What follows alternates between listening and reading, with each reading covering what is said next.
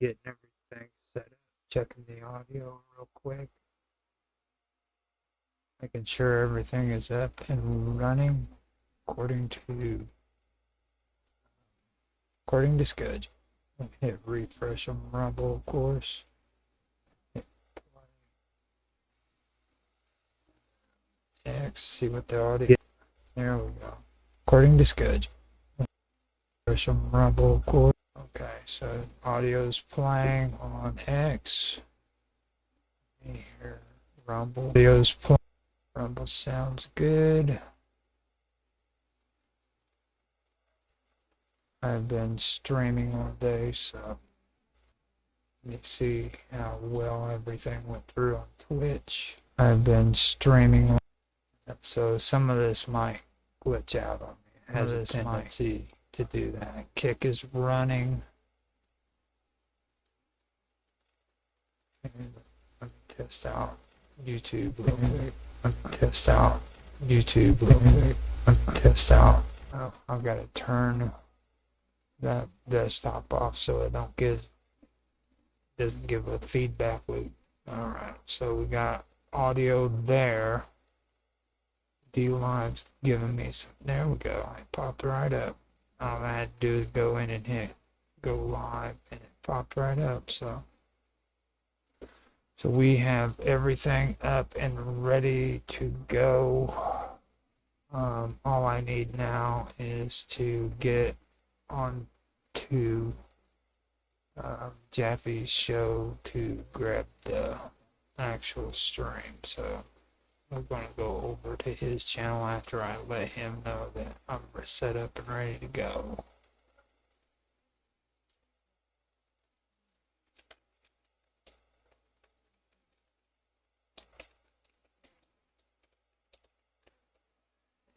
If he doesn't come on at the moment, I can put on some cool music for you guys to listen to.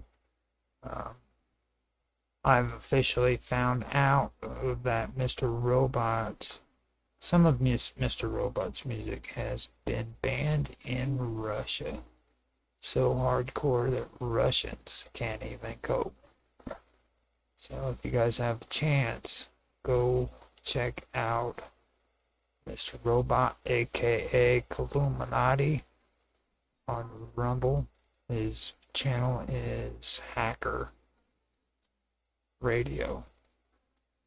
I also have music available from Dragus Production, Mike Watoshik. If you guys want to hear some of that, you can hear it whenever I simulcast his show, which is Dragus Production. He has some pretty good stuff too. So just giving that little bit of a shout out for them so that they can get a little recognition for the music they put out. Here we go. I'm going to go ahead and mute out and open up the music until Mr. Jaffe Ryder, Captain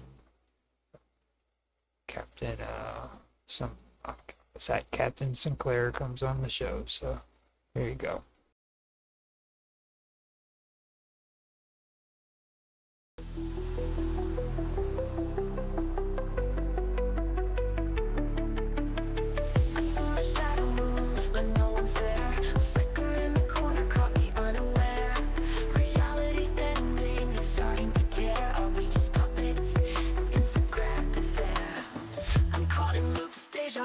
Everything's spinning, but nothing's true. Time slips away, I'm feeling lost in this glitching world. What's the cost? Glitches in the matrix, minds are getting thin. Patterns break, the code begins to spin. Is this real or just a dream within? Glitches in the matrix, where do we begin? Faces blur, they're not the same. People I know don't recall my name.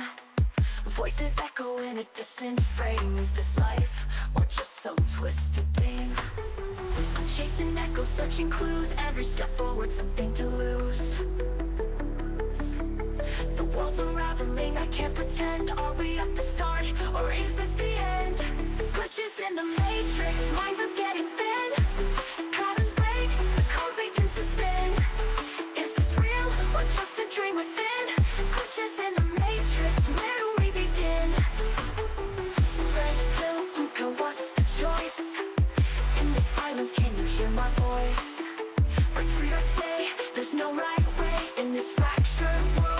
start to sway. Glitches in the matrix, minds are getting thin. Patterns break, the code begins to spin. Is this real or just a dream within? Glitches in the matrix, where do we begin? Caught in the chaos, we try to find the truth that's hidden deep in our mind. In the flicker of light, in the glitchy night, we're lost in the matrix, searching for what's right. Saw a shadow move, but no one's there. People I know don't recall my name. Voices echo in a distant frame. Is this life or just some twisted game? Saw a shadow move, but no one's there. Flicker in the corner caught me unaware. Truth is hiding in the dark. Every flicker leaves the mark. Saw a shadow move, but no one's there. Flicker in the corner caught me unaware. Truth is hiding in the dark. Every flicker leaves a mark. Glitches in the matrix, minds are getting thin. Patterns break, the code begins to spin. Is this real or just a dream within? Glitches in the matrix, where do we begin?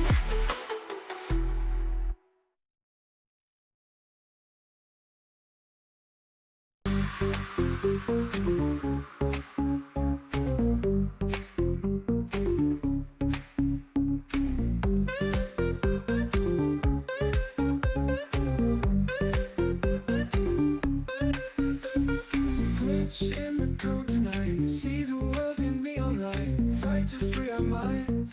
Truth we seek to find. Run through crowded streets. Dodge the agents flee. Bullet time it slows. Reality it blows. Reloaded we are free. In the matrix we will be. On this journey we will go. Feel the energy we know.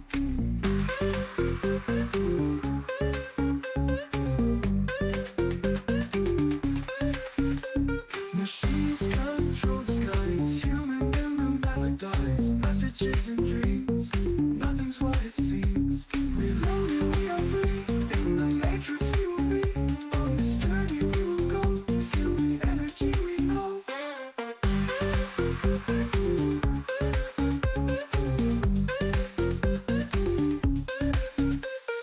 Run through crowded streets. Dodge the agents flee. Bullet time it slows. Reality it blows. Reloaded we are free. In the matrix we will be. On this journey we will go. Feel the energy we know.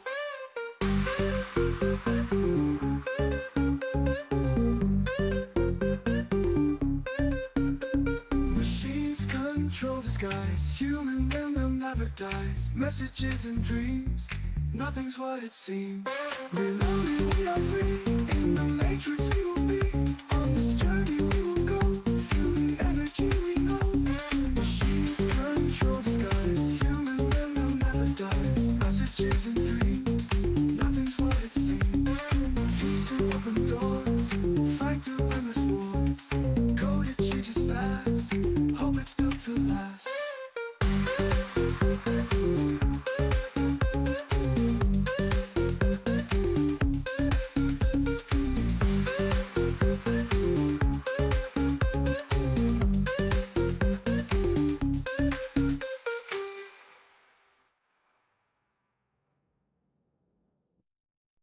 Fucking set it up, cunt! Yeah, that's it. Fucking oath. Cunt! Fuck off, cunt!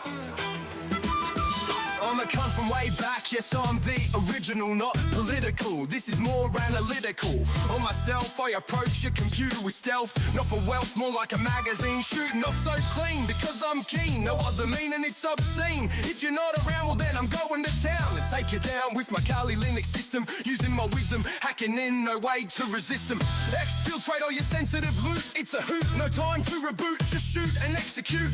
When you're out of town, it's your world that crashes. Look on your Facebook as the anger flashes. No one can stop me from tapping that line. So how about next time we don't intertwine online? You've got no two-factor authentication. As the cops came, I'm gone, no altercation. I got your back, but you best to watch your front. Cause Mr. Robot's in front and I'm a cunt. I got your back, but you best to watch your front. Cause Mr. Robot's in front and I'm a cunt. such a cunt and I'm bringing my forte. I'm the kind of cunt I'd even make a whore pay. Your way or mine, don't cross the line, cause I'm even worse when I'm drunk on the cheap wine. Sometimes I snap, act out for vandalism, and other times I'll just diss you to the rhythm. Prison couldn't hold a cunt like me, not likely, cause I direct shit like Spike Lee. But this ain't a movie, this is real life. I'd fuck your life just to cause some strife. I've done a lot of cunty things, and out of all the cunts you know, I'd be the king.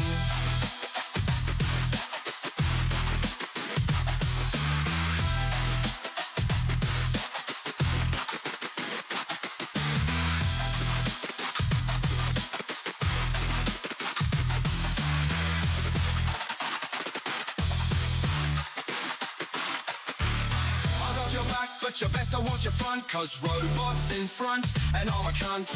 I got your back, but you best to watch your front, cause robots in front and I'm a cunt.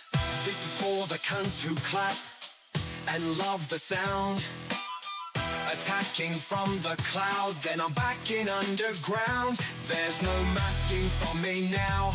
Popping tornadoes round the globe, track and hunt you down.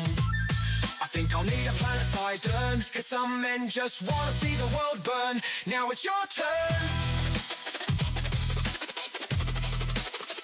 Got your back.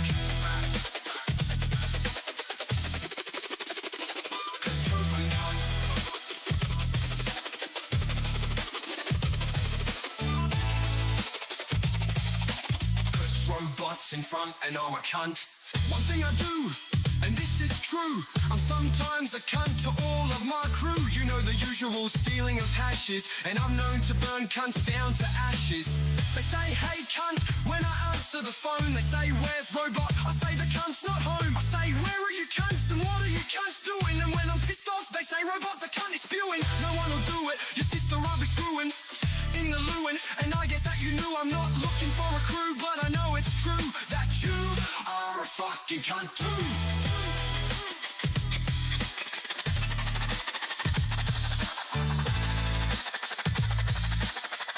Fucking cunt. Mess with the best, die like the rest.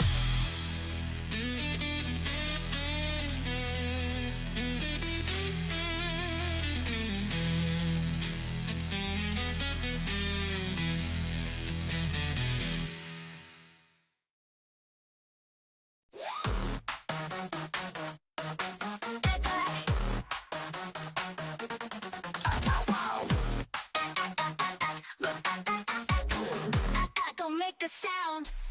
Boom, crash, as go pop. Earth ain't ready, but the body drops. They're here, we're doomed. From Mars to Earth, bodies consumed. Marble shake, the ground will quake. No time to rush, but run too late, too late. Ack. Look at them coming down. Ack, boom, boom. Ack, boom, this pow. Ow. Ack, boom, boom, boom, boom. Ack, boom, boom, boom. The bass go boom, come in peace. Ack, pow, the bass ack, boom, boom, pow. Take cover, laser beam, pow. Head spinning, Martian prow. They blew up Congress, pop, bass dropped heavy, now stop. Boom, ack, on the attack. We're under siege, no time to pack. Boom, bass ack, here comes the hack. Boom, ack, wobble, pow.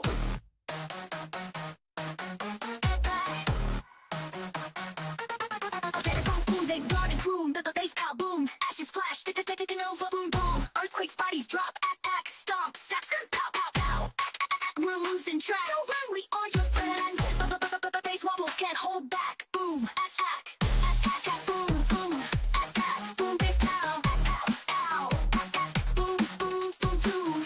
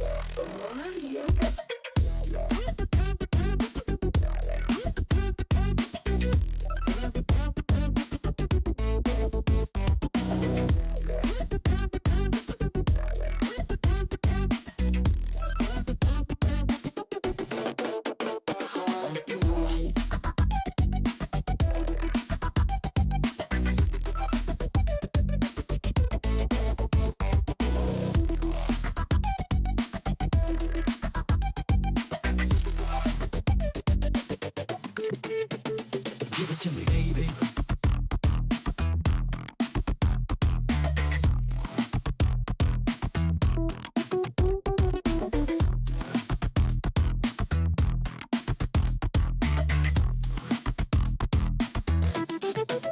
What you got?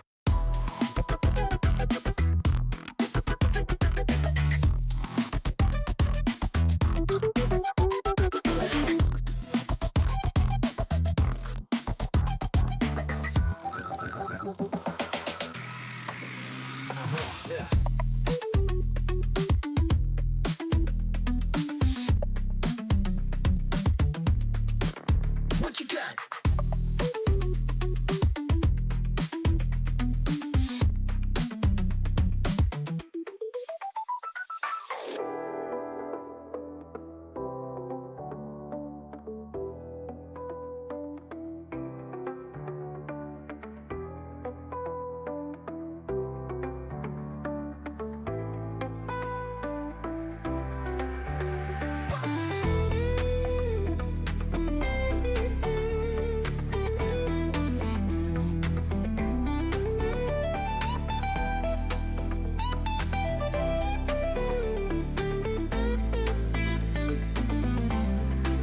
What you got?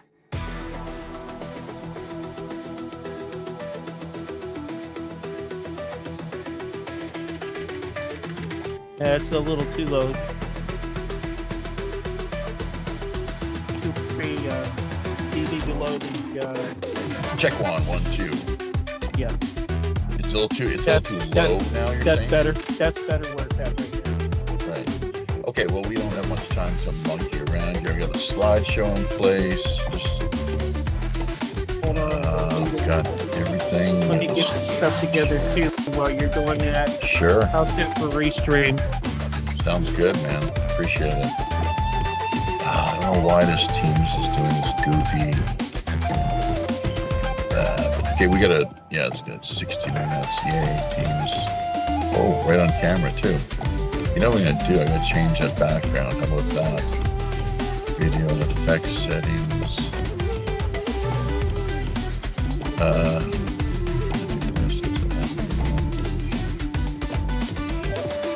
Not Canada theme show anymore. That cat stays quiet-ish.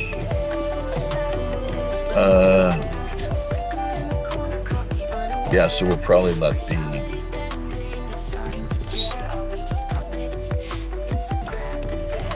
I was hoping to get up a little earlier today too. There's a weird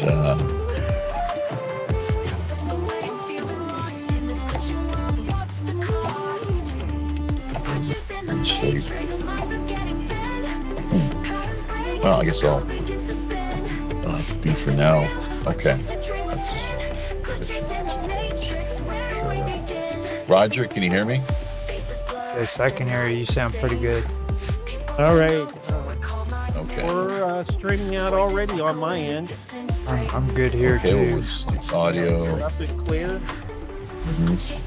It's the audio tech check end of things over here in Korea, but subject to change here in just one moment. So just turning off as many of these.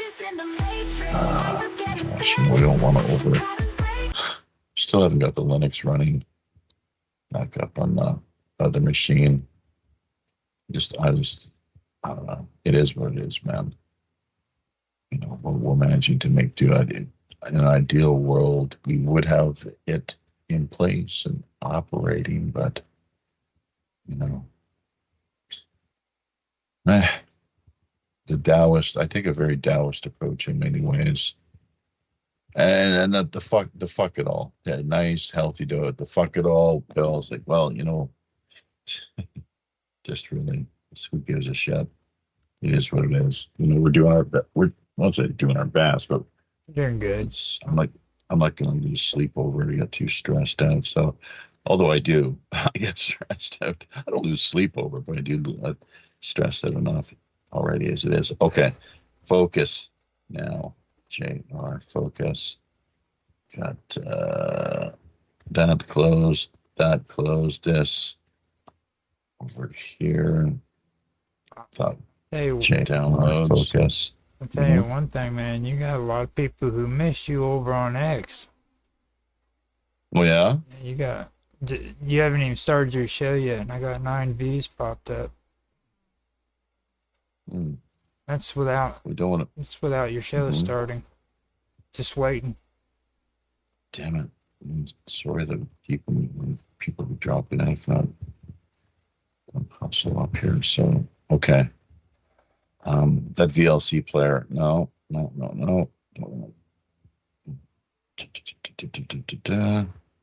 think it's mostly that they're interested in a Dalai Lama birthday.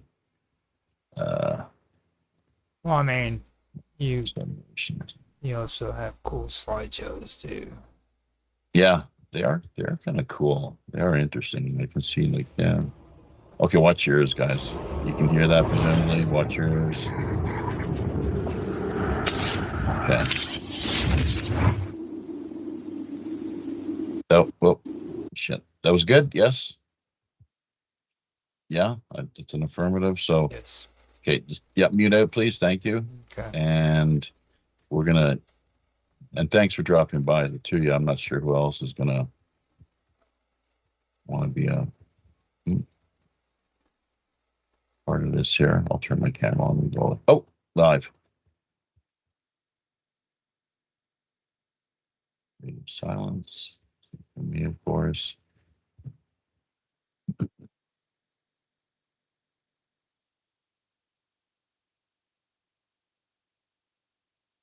So we should be good there and good here.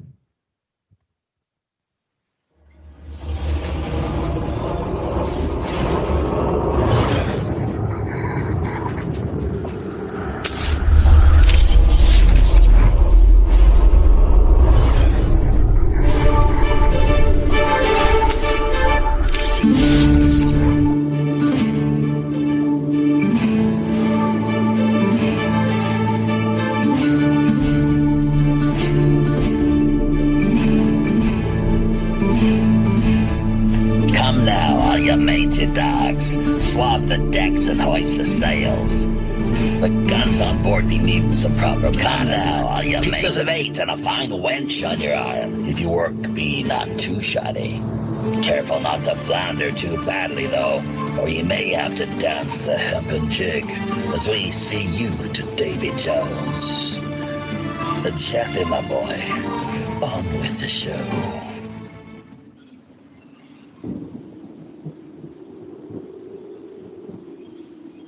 Welcome, everybody, friends, folks, foes, and fellow pirate mateys to our latest weekly edition of Pirate Radio Podcast. It's a special feature presentation. The Dalai Lama's 90th birthday. Quite a milestone for the Dalai Lama. So before we get to his bio and the show description end of things, let us remind you that I myself, as always, am your trusty host and companion, Robin Hood's Chief Communications Officer, Genevieve Ryder. Wprpn.com is the website. If you want to drop by, take a look at, sign up is free. All you simply need is a username, password, and email address. Be sure as well to take a look at the show description end of things. Lots of really helpful, intriguing, colorful social media URLs, links, and the like related to the network and the enterprise that we are the flagship to here, essentially, folks. That's how it works. So we got a Patreon presence. We have online merchandise courtesy of galacticfire.com, Teespring, and TeePublic. Always open more creative suggestions as well. So our PayPal, Pirate One Radio at protonmail.com. One more time, Pirate One Radio at protonmail.com. It's the numeral 1.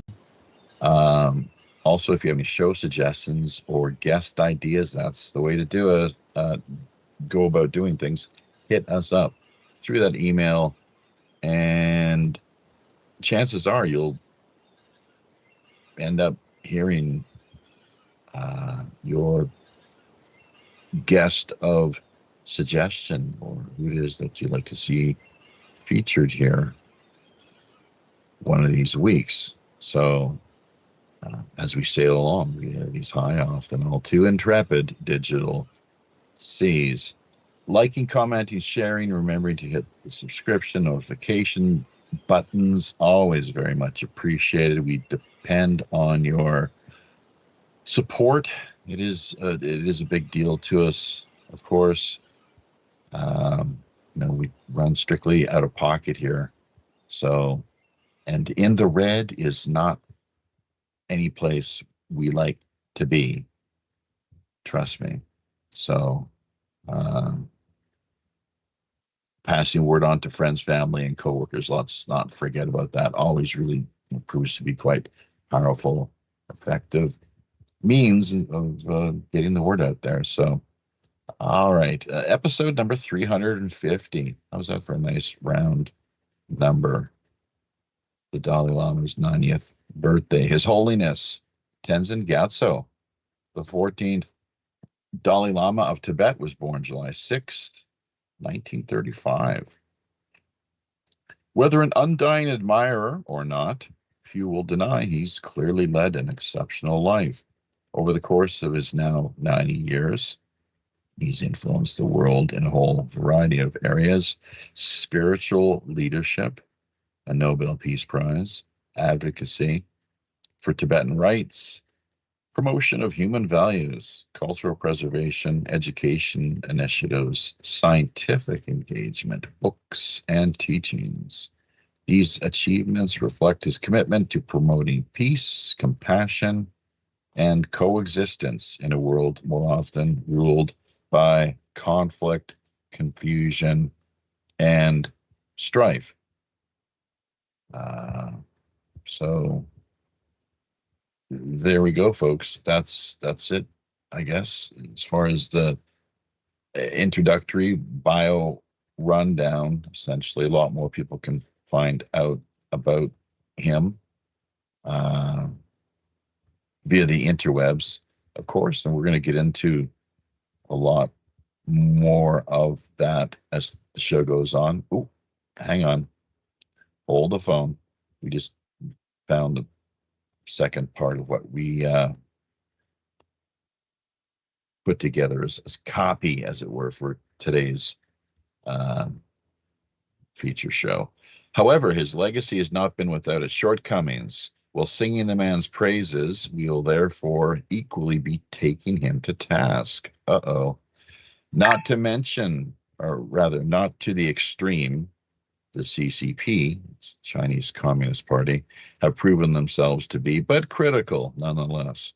Political Marxism, COVID hysteria, the Club of Rome's phony green agenda, sexual scandals involving high-profile teachers, and most recently a 2023 underage tongue-sucking incident seen around the world. As if he wasn't aware of all the cameras and eyes that were upon him at that very moment. It would have been, in my opinion, a whole lot different if that had been occurred in behind closed doors and secretly filmed, as it were. But I mean, it's just a real head scratcher nonetheless. There are clearly many sides to the man, the burden of his title, and what it means to be widely seen as the living embodiment of the Buddha. If only each of us could walk just a mile in his saintly 90-year-old shoes. So put yourself in his shoes, folks. Just imagine what it would be like. I think in fact, the other day we heard him comment on how peculiar it was even for him to sometimes wake up and reflect upon his life as this important, largely spiritual figure, inspiration, influence, as it were. So, someone that's just had such a long-lasting, reverberating, I would argue, largely positive impact and effect on the world and its people. So there we go. We've actually now I'm not sure how much either of our wingmen this week who have dropped in and connected with us here of their own free will and accord, what sort of grasp they have on Tibetan Buddhism or the Dalai Lama, his personal story as it is and as it's played out throughout, down through the years. But Roger Hanson and Mark of Rodriguez Productions, thank you so much to both of you. Without your support and backing this go round, it would be a lot different show. Largely just me here trying to, as best I could, carry on a stream of consciousness, entertaining and informing listeners regarding these, the life and legacy of the man. So thanks to both of you for connecting. Thanks for having me in. All right. Yeah, good stuff. So is there anything that you'd like to, as far as just getting the ball rolling, do you know anything then about the Dalai Lama? I mean, are you, either of you, probably the first I ever heard of him. It's interesting. Like so many people, I was just thinking about this earlier today too. What a coup it was, a publicity coup. And even though allegedly it's not a movie that he's ever seen, not to this point at least, if that's the case, not sure he ever will, but Caddyshack and the scene with Bill Murray referencing the Dalai Lama. We were just kids, of course, seeing this, and we thought it was hilarious. We may have just vaguely heard of him at that point, but it was, what a brilliant scene that was. Gunga Galunga is a big hitter, the Lama, so you both have seen Caddyshack, presumably.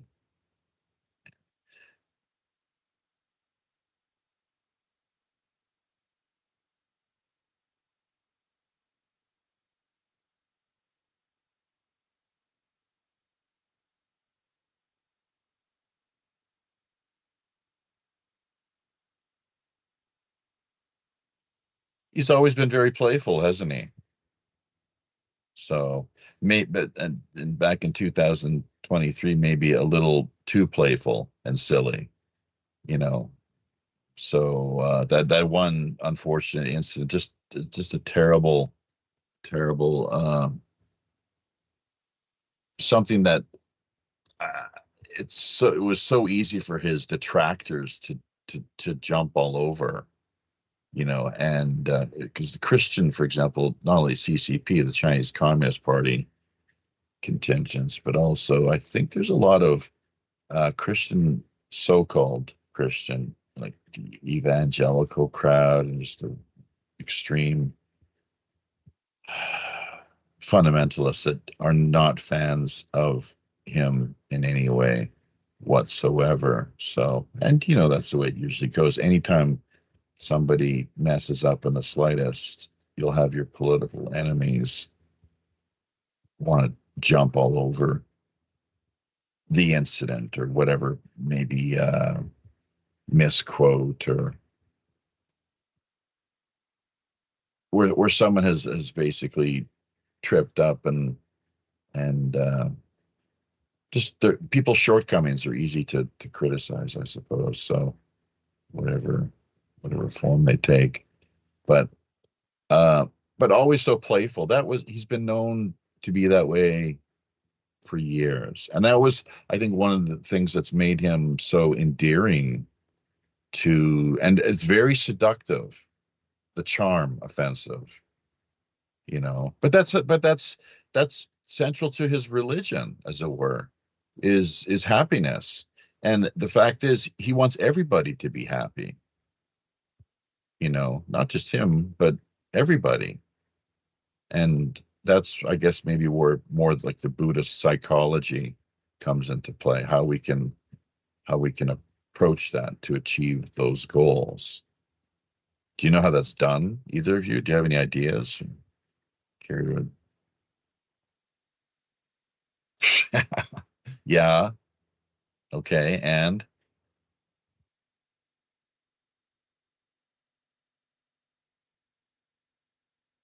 okay. Yeah. Right.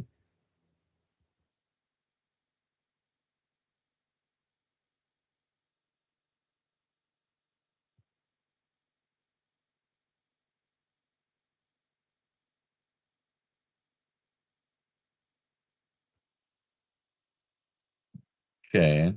Okay. What I was thinking, that's all, that's fine and dandy. It sounds, that's great. But I think like more than anything, it starts with extinguishing desire.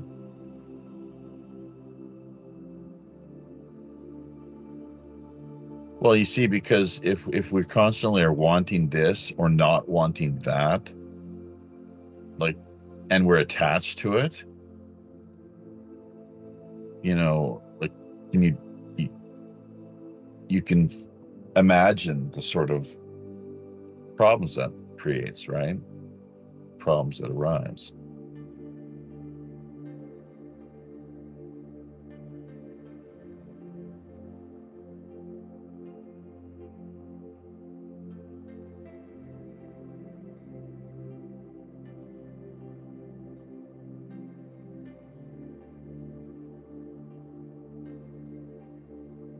Yeah.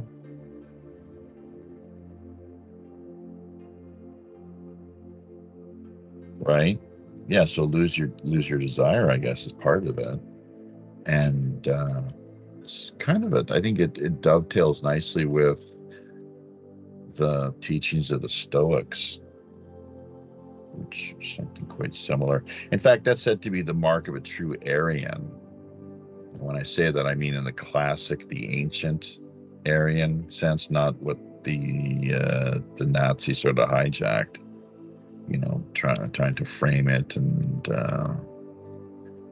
you know, push it off or to sell it off to the world as strictly on a racial, ethno-racial grounds. But it's more a question of character than anything. That a genuine, true Aryan is always content with their circumstances, whatever it is that they have, right? Rather than wanting more or less, wanting to push things away or to feed, as you say, like their desires, the hungry ghost.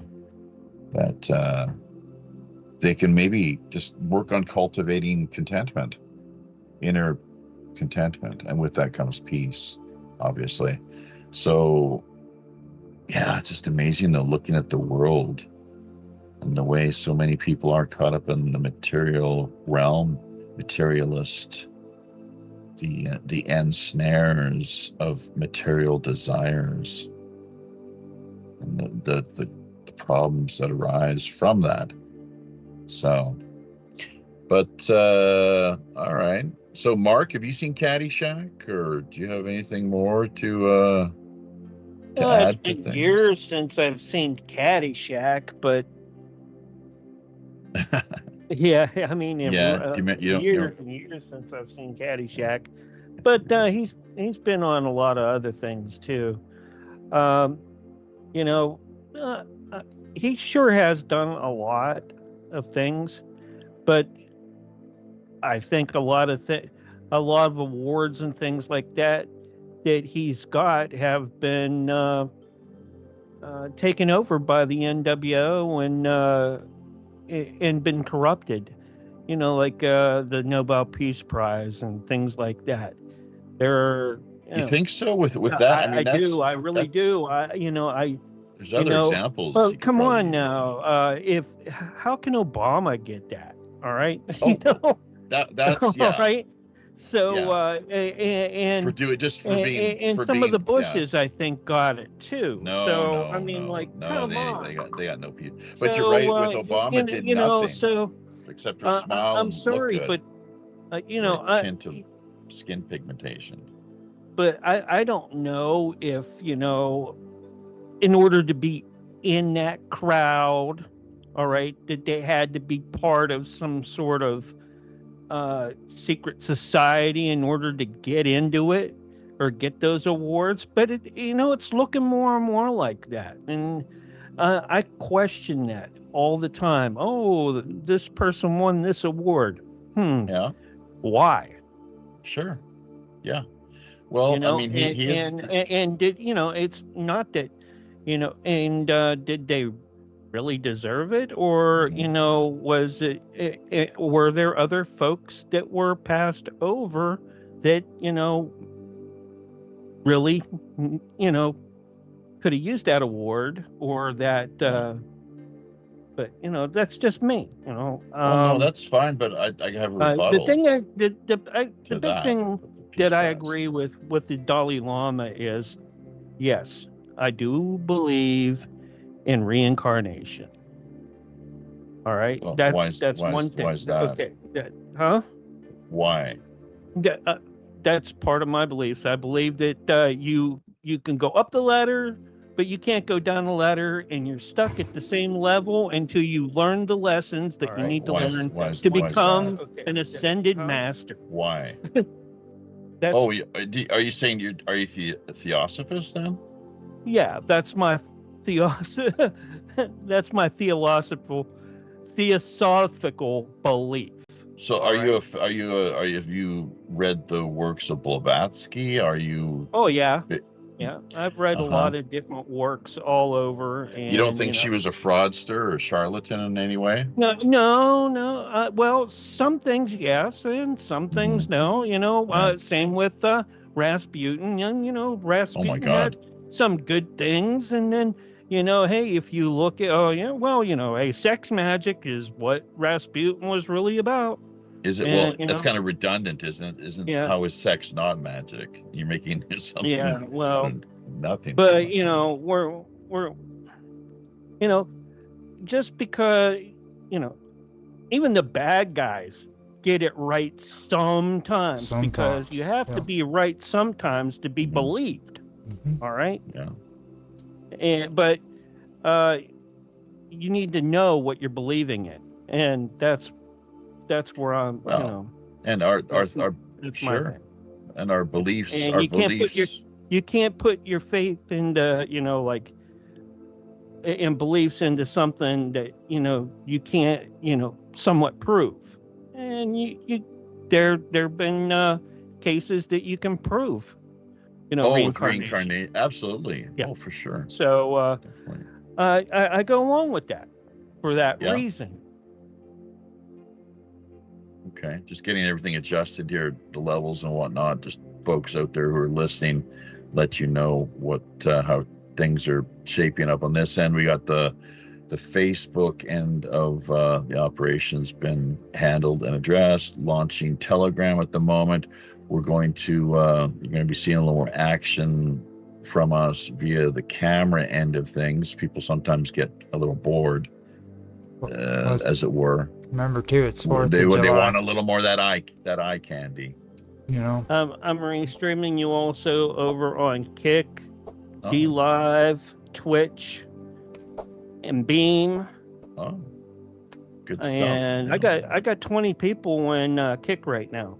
Excellent. Big shout out to our listeners. All set up. I've seen some folks in there, so I said, this is a great time to restream this show with me in it. There you go. Excellent. Well, and so there's a few things the thing is, there's so much to cover. his Nobel Peace Prize, I believe, was wholly deserved. Wholly deserved. He is the head. He was the burden of his title has been, to be the Dalai Lama, I don't think has been the easiest of roles to perform, frankly. And he works hard at it. From what I understand, he's up at 3 or 4 in the morning and very committed all down through the years to prayers and chanting for, in support of, toward the really one of the aims, the goals in Buddhism is the alleviation of suffering. I think if there's one thing we can hopefully all agree upon, it's that this world is filled with suffering. We have too much of it. So if there's anything that we can do, even if in the smallest way, to address that and help make the world a better place, starting with the change that comes from within, obviously, lest it be a case of the blind leading the blind. We should definitely do what we can in that regard. Idiot compassion, however, is something that we are warned, something that we should not eagerly or actively embrace. We should be on the lookout for, basically, idiot compassion. And that's where you have things like skillful means and practical wisdom come into the picture. It doesn't even have to be Buddhism. It just, in a secular sense, you're practicing skillful means and practical wisdom. They're like the two wings of the bird, as they say. That's it. There's no Buddha or nothing, no Dalai Lama or anything, just the two wings of the bird. But it's our choice if we want to do that or not. Most people don't even know, if they want to help alleviate not only their suffering, but ultimately that of others. That's one of the big secrets, so we're throughout the course of our daily lives to embrace and then practice those two strategies. Well, I guess that can alleviate some of the karma if you've, accrued or accumulated bad karma. You could take and, alleviate, your own or someone else's. Oh, I don't know about somebody. Yeah. Well, you could help to steer them by helping them, so that they can avoid by not messing up. So. Yeah. Well, that the yin and yang. My belief too. Well, you could help to steer them so that they can avoid. Stand by. I had to deal with the telegram there momentarily, and we're off. So go ahead. Yeah, and it looks like you have an update. But anyways, update. Yeah, I believe for every positive, there's a negative, and vice versa, and so the balance is what you're trying to go to. Do you know You'll what the never word... get. Yeah. Go ahead. Now, if you can find true balance, then you're good to go, I guess, right? But who can never do that? Because it takes a perfect person or a perfect being to do true balance. Okay, but the argument is that the seed of perfection resides within us, and that the secret is for us to cultivate that inner perfection. In a sense of the metaphor, the image that's often used is the lotus flower rising from out of the mud, from the muck and the mire. Don't get me started. Don't get me started. Well, no, you've started, I think, a long time ago on doing a great job on your own. The lotus, okay, this is where people have a hard time with it, and they don't want to admit it. A lot of these religions consist of ancient alchemy. And when I talk about alchemy, I'm not talking about the the Philosopher's Stone, which, by the way, I want to point out is called the Philosopher's Stone. It's not called the Transmutation Stone. It's not called the Turn Metal into Gold Stone. It's called the Philosopher's Stone. And these ideas come from ancient philosophers, okay, who eventually did such a great job with what they believed in that it was incorporated into these religions. And so with the lotus, you have to ask yourself questions. Why is it that Buddha is sitting in the lotus position? Okay, what does the lotus stand for? Okay, and well, it's a circuit, the circulation, circumambulation, I guess, just the flow of energy. That's very esoteric. That meaning is very esoteric. The lotus has to do with two things: sex magic, like what Mark was just alluding to, and you were, and it also has to do with like what you were talking about the other night with rebirth. Okay, and there's a lot of these ancient alchemical forms of symbolism that's in religion and that nobody picks up on. Okay, that's what I get whenever I talk. You had to get started on that lotus. Well, it was bound. It's these talking points are bound to come up eventually, especially within the context of what we're looking at this week. His Holiness, the Dalai Lama's 90th birthday, quite a milestone.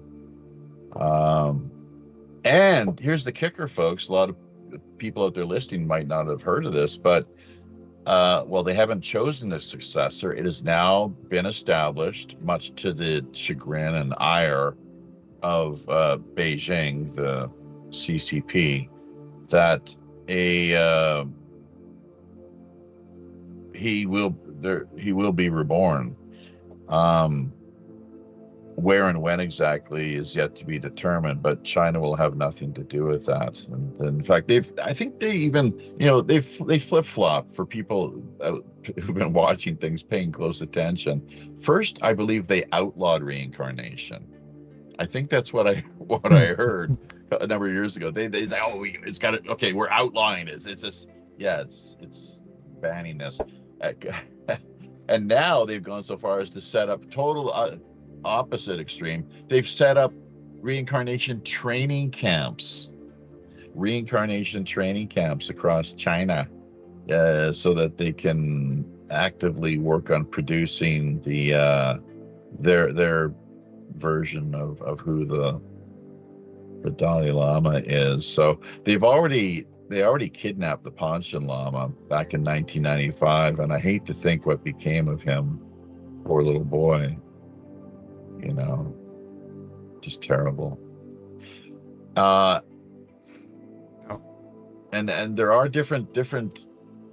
They have, each has a different title, but each also serves different functions. At least that's the way things are prescribed.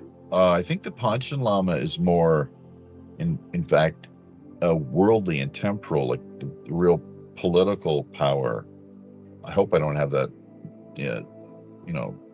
I hope I don't have that flipped around or contrary to what it should be, and that the Dalai Lama is a spiritual head.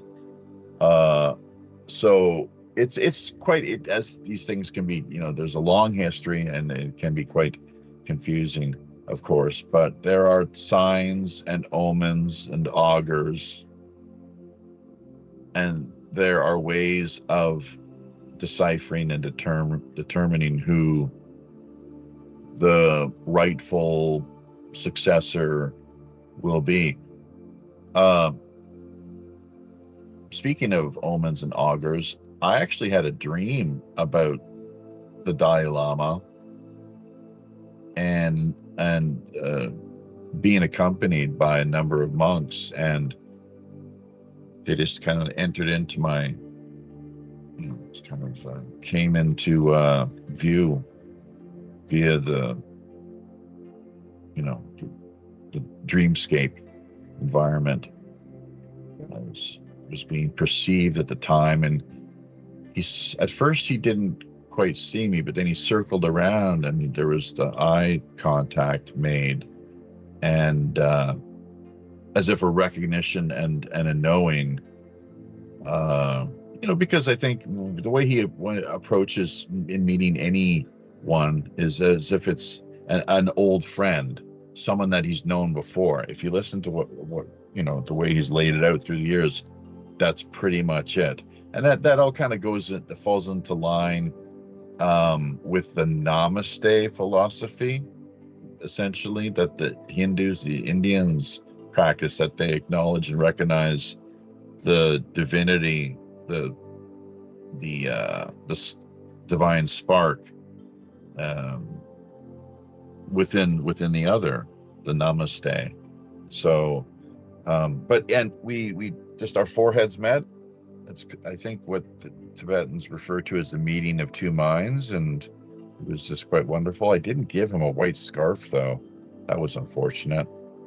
Maybe we can metaphorically, and that's, that with the show that we're doing here, we can visualize it as symbolizing the proverbial white scarf, which is tradition as to how, when in meeting a Rinpoche or Lama, that's just the protocol, essentially. I think, and then you put one around their neck, and then they give one to you, and there you go. So I've had that actually happen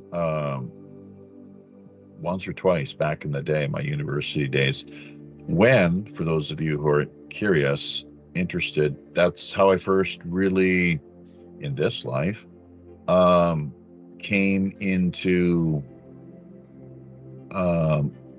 contact and came to know, perhaps re-know or recollect Buddha Dharma. So Victoria University days, and it was through a college newspaper ad talking about Buddhist philosophy, basically. And I looked at it and I was like, yeah, I want to know more about this, because I'd heard about Buddhism and didn't really know too much. And turned out these people were students of the late, I think he was late at that time, he just recently passed away, Chogyam Trungpa Rinpoche. And just made a good connection. I was very interested in what they had to lay out and present, and just standard sort of stuff, basically, as far as the teachings and the Four Noble Truths, the three poisons, the five skandhas. These are, even though there are different types of Buddhism, the Theravada being the oldest, the original, and then the Mahayana, the newer type, which arose during the Axial Age, and that which coincided. It's all religious syncretism too, folks. Frankly, the mixing and mingling and coexisting and influencing of one another from the time of Alexander the Great to Ashoka, all the way to Christ, of course, and then to Mani, another great religious, now largely forgotten figure. He was a Persian prophet, as memory serves, of Manichaeism. It's something to really think about. I think, Roger, you know a thing or two about that, but quite a history there. It was a great time, experience. It's the memories of the university days, and how life is what happens while you're busy making other plans. Life is what happens to you while you're busy making other plans. John Lennon, I think, is Beautiful Boy. I think, is that the song, So it's so true, though. Life really is what happens to us while we're busy making other plans, But the time, space, I don't know if you'd call it continuum necessarily, what have you. It's Alpha, Omega, and the Tibetans. You talk about alchemy earlier, of course, and the transmutation. So the endless working with energy. I'm no expert in this field either, folks, so don't take my word for it. Talk to the real teachers out there who have done the heavy lifting. So, but energy work is really central, definitely. A lot of visualization and just different techniques of meditation you can practice too. Meditation versus medication is how I like to put it. We should, I think, really think about that, or at least, or if not, use meditation as a supportive means, ancillary, trying to keep the words, to just a couple syllables here if we can manage, but supplemental means, I guess, supportive means to, if one need be on some medication for whatever reason, stress related or what have you, depression. So, but there's a reason those two words are so similar, meditation and medication. It's the one syllable, the T and the C. And this portion of our special feature of celebrating and marking the 90th year birthday of the Dalai Lama coming to an end here in 10 minutes or so. Roger, Mark, anything more you'd like to add to that? I could go on just at great length, and I'm always working on trying to stay as best focused as I can without too many non sequiturs, jumping and skipping around a little too much, so people end up getting lost in the flow of things. Big shout out to Sonia Galactic, though. Let's not forget about her. And not sure who else we have. A lot of lurkers, as always. Digging the background music is what she says. So, hey, that's cool. Good to hear, Sonia. But lurkers, do sign in. Share your comments. Let your thoughts, any questions you may have, of course. Same with both you, Mark, and Roger. I mean, there's so much to cover here, frankly, both the good and the bad. And as I said, I will happily, because I believe it's important to have an open, honest dialogue. And if people cannot handle that, then, clearly we have a problem. Cult of personality is an issue for anyone. The Dalai Lama, myself, Jordan Peterson, Roger, Mark, anyone, it doesn't matter, Tim Pool, Noam Chomsky, who else can we, just anyone that's in the public's eye, as it were. And people, we can't, and we have to stay critically engaged. And as we touched on earlier, the Dalai Lama, his charm level, the charm offensive and charisma, really, that he has is off the charts, is what it would seem, So I really wonder about his aura too. If anyone claims to ever have seen his aura, Van Morrison was the only person in my life that I can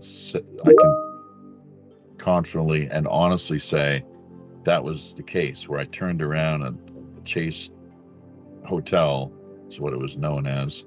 What a name for a fan, hey? Out on the road, trying to track down one of his musical idols, Van Morrison, at the Chase Hotel, and turned around, and there he comes walking in, and this burst of light energy around his head and shoulders, like a clear light.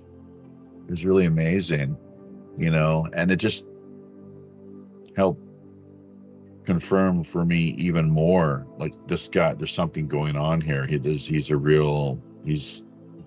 dare I say, holy person. He wanted to be a monk back in the day.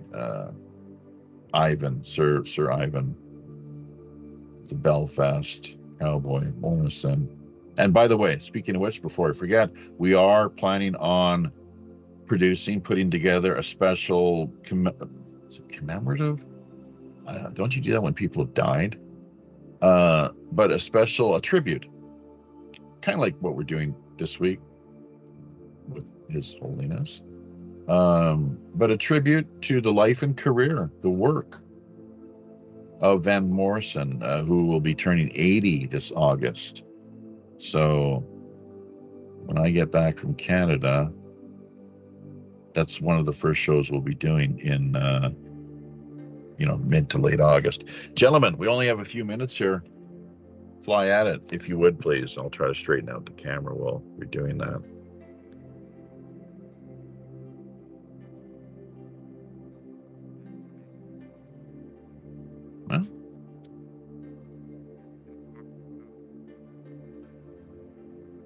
Well, no, but you are. Now, that's one thing. See, that's one thing with the Tantric. See, Tantric and Vajrayana is an offshoot of Mahayana. First was Theravadan, and then came during the Axial Age, several hundred years later, during the time of Christ, because Buddhism originated around 550 years BC, and came, it came in the form of what's known as Theravada, the way of the elders, and that's largely, it's like South Asian Buddhism, Thailand, Cambodia, Vietnam, places like that, Sri Lanka. Southern Buddhism. Northern Buddhism is what we have in here, in Korea. And by the way, many people love the Dalai Lama in Korea. I talk to my students about him from time to time, and I'll be sure to, this will be a conversation, sort of talking point that we'll be covering when I connect with them later this week. So, but he's there are many people that would love to have him visit Korea, that he's yet to be able to do so. It's a politically touchy issue, and do you know why that is? By the way, I've got something to add to this too, but go ahead. Does either of you know why that is? Politically? It's politically, yeah. Why? Any idea? It would most likely be because of Tibet. What happened there? Well, because of China. Oh yeah, exactly. When they invaded Tibet, yeah. Well, have you made that connection? Because so few people, they're just clueless. They don't understand that there was the Korean War, right? Do you know what year that was? Oh God, I know this. Maybe Mark. Back in the 50s, wasn't it, when it started? Didn't it end in 54? 53. 53 and 54, something like that? Yeah, it still hasn't ended, apparently. Right. Well, I mean, that's when we left. Yeah. 54. Yeah. Oh, and it was just it was always temporary police action too. Don't forget, it wasn't a war. It was a police action. That's the way they framed it. But there was a much larger region that led to the death of around just as many people, about 1 million, give or take. Who knows how many? It's probably higher than that, even on both counts. But what other Asian country at that time was invaded by Mao's People's Liberation Army, the PLA? Tibet. Yeah. See, most people, you ask them that question, and they just they're like, well, like they just come up with the silliest of Japan, Malaysia, so, but it's like a big magic trick, and it worked really well, the misdirection. because, and so Mao, in that sense, as you know, he was a total maniac, obviously, psychopath, as tends to be the case, you know, with what power does to people, unfortunately.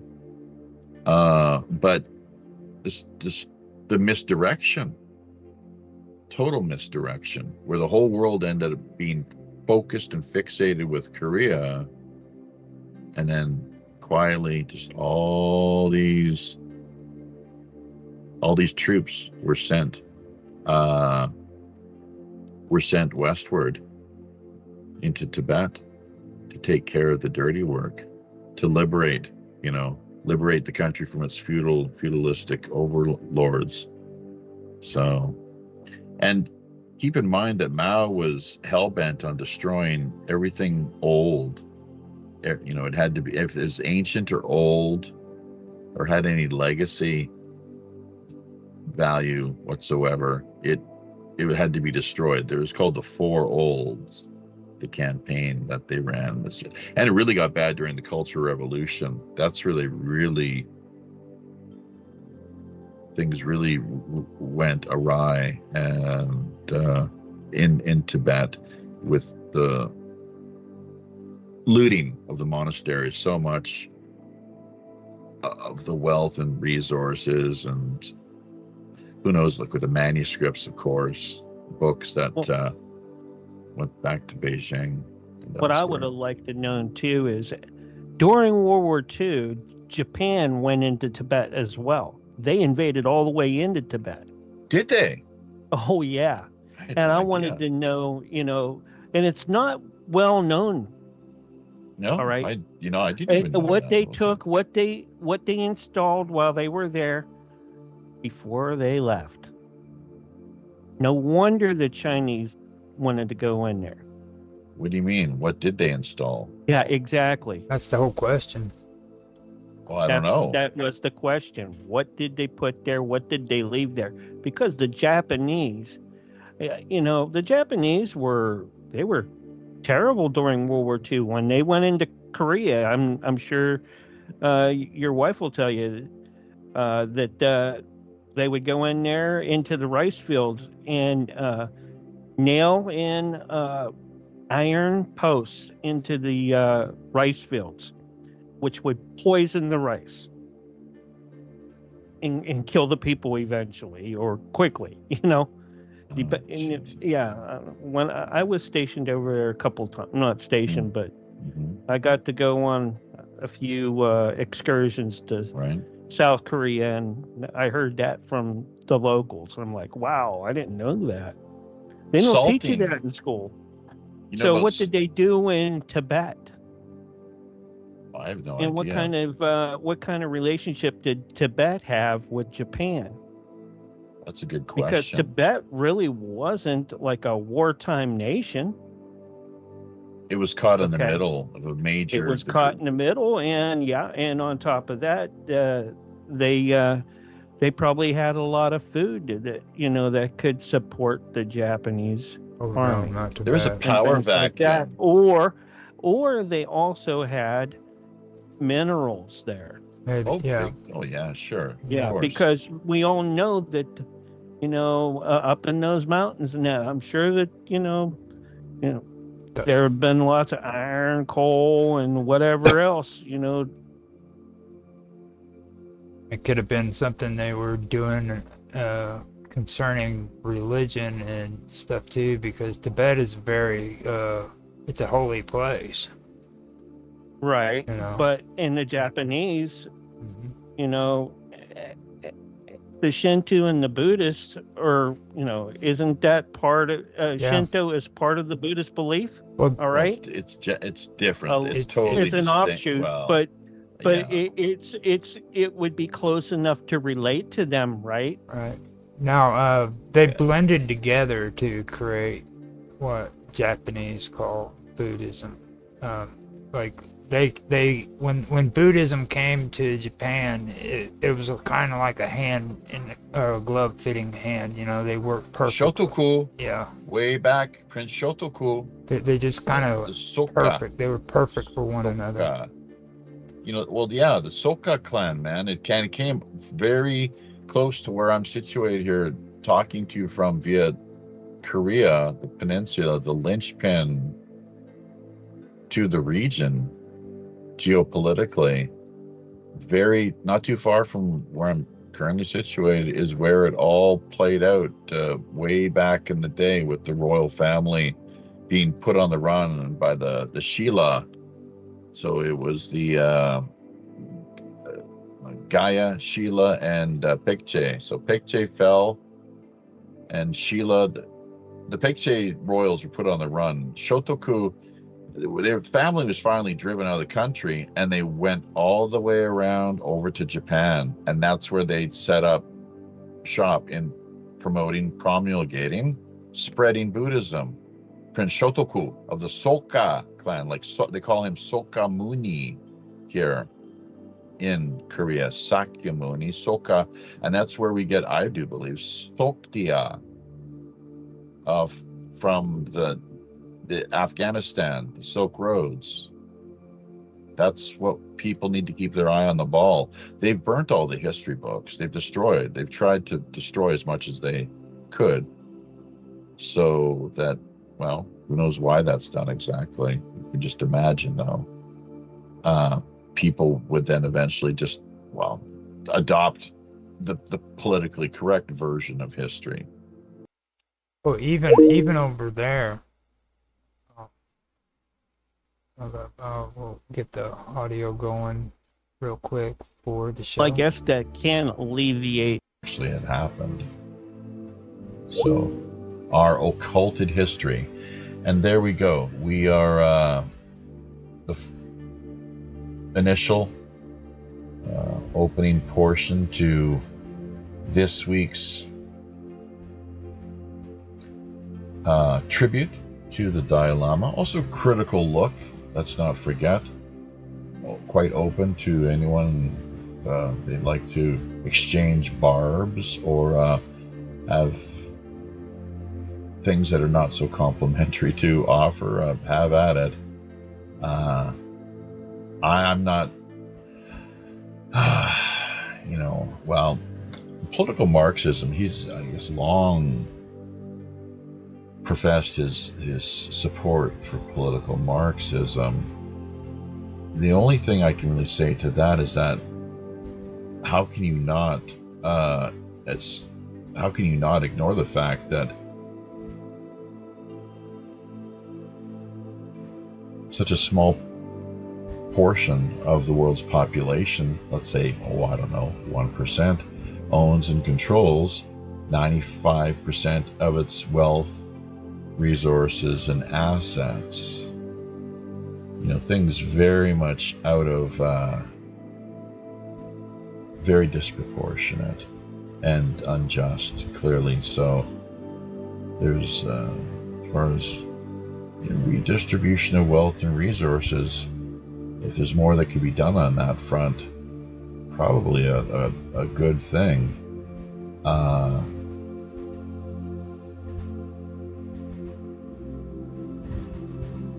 But then again, it is what it is. So we'll maybe reach out, reconnect with the guys here, Roger and Mark, and see what they have to say regarding these matters. Who knows? There might be even another friend of the show or two who wants to connect with you, drop in matters. So yes, your stream continued, I guess, via your end, but you just lost us here through Teams. So yeah, that's all. Yeah. Mm-hmm. Yep. All right.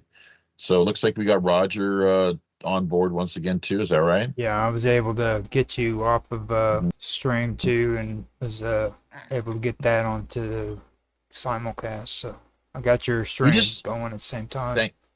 Appreciate that. We just saw a picture there in the slideshow of the Queen, and someone who His Holiness had probably met on multiple occasions down through the years. But for me, what's most interesting in this regard is what another little fun fact here. This is your value-added content for the week. If you're looking for anything in that regard, folks, welcome as well to Yvonne Malenfant via Coquitlam, British Columbia. Get to you momentarily here, Yvonne. Just stand by if you would. But there was a double rainbow, and this kind of dovetails with the whole concept of the rainbow body, which I don't know much about, other than that some esoteric belief that, certain people within the Tibetan tradition hold. And there are different sects too. That's something we haven't mentioned or hit upon to this point, that there's like the Gelugpa, the Sakya, the Kargyu, I think, is it Drupa? I don't know, these multiple Tibetan sects too, the red hats, the black hats, the yellow hats, so each with their own unique history and style, flair, and favor. But there's a double rainbow upon her passing, the Queen Elizabeth. Did any of you hear about that? Where did it appear? Right over Buckingham Palace. Arnold Palmer as well, the former PGA great. Might have just been a coincidence, but upon his passing, right in the vicinity of where his funeral was taking place, I guess, that there was this giant rainbow that emerged from out of nowhere. Could have just been a coincidence, but hey, welcome, Yvonne. Glad you can make it. What happened the other day? Were you peeved, or was there technical problems? Did you have scheduling, conflict? No, I had to go. Sorry, I meant to say bye. I didn't want to interrupt the flow. No, I had to get going. That's all. Sorry, I couldn't stay too long. Mm-hmm. Excuse me. Sorry about that. Yeah. No, I'm not angry. No, fine. Oh, good. Yeah, I'm just always sensitive to that sort of thing with anybody. It's like, geez, they're even having technical problems. They're pissed, or there's like scheduling. Yeah, I mean, matters they have to take care of. Except for me. Except for me. I wasn't assuming. I was just it could be this, that, or the other. I don't know. So that's why I asked you. But if I was pissed, I would tell you. That's the way we are, right? We were like, we're like, look, man, like, this is not cool. You should maybe think about this. And it's like, oh, and I like to think I'm rational enough where it's like, okay, I'll listen to what this person says, reflect. No, you're cool. Yeah. No, I just had, sorry, it's like a certain time, I'm like, oh, right, I got this to do, and that was interesting, gotta go now. I should have said bye, I'm sorry. Don't worry about it. I didn't want to interrupt the flow. Yeah. Bring your camera down a little bit if you could there, please, just to get your mug a little better centered, and I'll do the same here myself. So don't go too far down. Right. Okay, so Yvonne, while we've got you here, let's hear your thoughts and your take, the legacy, the history of the Dalai Lama, good, bad, and otherwise. We've covered as much as we could during the first. What happened with the Dalai Lama? It's his 90th birthday. Oh, I thought maybe he died or something. Okay. Well, I turned 90. Cool. The kill shots will probably I love the kill guy. him. Oh, really? Yeah. So the tongue sucking thing with the kid, that was not enough to completely turn you off and cast him aside. 90 years, little tongue sucking, What was that? What he doesn't tongue suck every child he comes into contact with, does he? Only Tuesdays, Thursdays, and Saturdays. Yeah. Well, a lot. Do you know the story? My take. Do you know the story about that whole tongue thing with Tibetans? Why, they will do that quite a lot. No idea. There was this ancient king who was really bad, bad former Tibetan ruler. They poisoned him, and his tongue ended up being black, really, really black, and from the poison. So apparently, the story goes, and it's a long-standing tradition and take on things. That's why Tibetans do that, because when they greet you, it's a friendly greeting to show that, like, I'm not that king. I'm not him. I wasn't reborn with that mark, with, because reincarnation, right? We've talked a little bit about reincarnation to this point, and let's not forget Jesus Christ himself 35 times, I believe, if you look it up. And this has nothing to do with the Gnostics or anything, which you can trust me, there's a lot more there to be seen and reflected upon. But within the standard, I guess, King James, that 35 times born again, it jumps out at us. And so it seems to be kind of an important concept or idea that he was trying to communicate to anyone who would listen. And of course, and for me, it's quite obvious what he was going on about. But there's every different sect has its interpretation or spin, its way of kind of dissecting and looking at that, right? So, what do you believe that Christ was in any way influenced by Buddhism, Mahayana Buddhism at that time, potentially? No, I don't. They were foreign teachings. You know that I think rebirth is to do with being born of the blood and being born of the spirit. It's just a rebirth of the spirit filling a person upon conversion. That's right? all it is. Like, it's not reincarnation. Uh-huh. You're reading into it. Oh yeah, I see. So here and now, basically, you can be born again here and now in the spirit and blood. Is it spirit and blood? Is that how it goes? Of Christ? Well, you're born of water. When you're born, there's liquid coming out. Okay. Oh. And then you're born of spirit is when the Holy Spirit quickens you and you come alive. In Christ. Quickens. That conversion. Quickens. Quickens. Yeah. I see. And no, I believe Jesus was influenced by a lot of Egyptian culture because he lived there as a child. He was missing for 18 years too, right? He's not missing. He's a carpenter. Right. I don't think he traveled. Like, people didn't travel much back then. Well, that's a wet dream to think. Do you know who? He somehow took off to India. In what language is he speaking? I mean, how is he going to speak to people? Aramaic and Koine Greek. Well, Aramaic was very popular. That's true. Koine. And so was Greek. But to go all the way to India, Greek ends near the Indian border. Doesn't go much further. Let me lay this on you. Have you? Okay, who is his uncle? Who is only mentioned once, I guess, in the Synoptics? Who claimed the body of Christ after he's said to have passed? Joseph of Arimathea. Yeah, and he was a poor man, Joseph of Arimathea. No, he's very wealthy. Right. He wasn't his uncle. Oh, really? Where did he get that idea? Well, that's my understanding. It was his uncle. Anyways, we'll leave that aside. The uncle business, right? He was a religious class in the Sanhedrin. Sanhedrin, yes. Nicodemus apparently too, right? Sanhedrin. He was a Pharisee, I think. Anyways, so and Mary of Magdalene, she was. Do you know that they found temples? Like, this is all part of the apocalypse, really, which, as you're probably aware, it means revealing or unveiling, right? Pulling back what has up until now been occulted. It can also, I guess, there's also the tumultuous conflict and the turmoil that you can read that into it as well. But with the light, into it, yeah.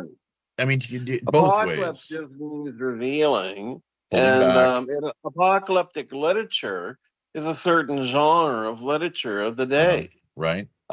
Books like Daniel and Revelation of Jesus Christ and others were apocalyptic literature. It's not hidden. Like, it's not like occultic or anything. Well, the Gospel of Thomas was the Dead Sea Scrolls, the Gnostic Gospels. They They had to be hidden. Well, that was If they later. weren't already, Though. they weren't burnt and destroyed. That was later though. What he's saying is Well, during they, that time period, it was open to everybody to read it. But like whenever they started canonizing the Christian Bible, that's when things were made illegal, and things had to be hidden. Orthodox Right. versus heretical. Do you know what the word heretical Well- means? Anybody? Heretical means to choose. Hetesis, to choose. Like, can you believe people actually had they were denying people the freedom to choose? So, and that they were driven underground, and yeah, they had to hide these heretical teachings, these traditions. The Gnostics, and the people, the Dead Sea Scroll, the Essene community, like it was very rich, and like even the synoptics, they talk about what these different sects. You got the Pharisees, Sadducees, they don't talk about the Essenes, but the Zealots, Yeah. and so on and so forth. So, anyways, but I and the Father are one. More to the point, then we got to get back to the Dalai Lama. I and the Father are one. I mean, I think we have maybe a different way of looking at that. Yvonne, what's your take on that? When Christ was saying, "I and the Father are one," and they did crucify him on the grounds of committing blasphemy, correct? That how dare you say you are God, or something to that effect? Is that right? he says, I and the Father of one. He's claiming to be God and the Messiah. He was God in the flesh. Yeah.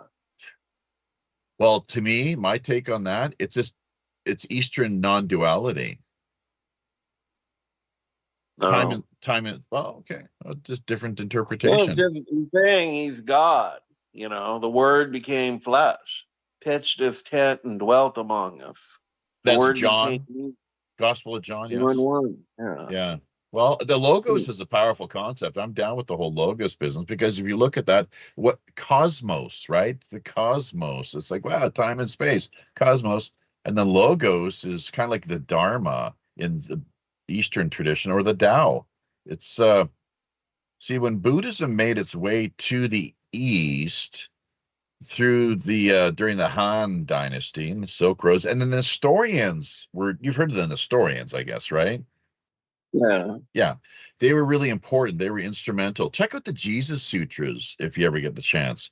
They were hidden, more occulted literature, hidden for over like 1,000 years behind this at the Dunhuang on the Silk Roads, which some people listening may be aware of. Look it up, the Jesus Sutras, Dunhuang, and you can really see, as with the Gospel of Thomas, the Taoist influence, if you read that. But the I and the Father are one. It's time and space as an illusion. The kingdom of God, Christ himself talked to it.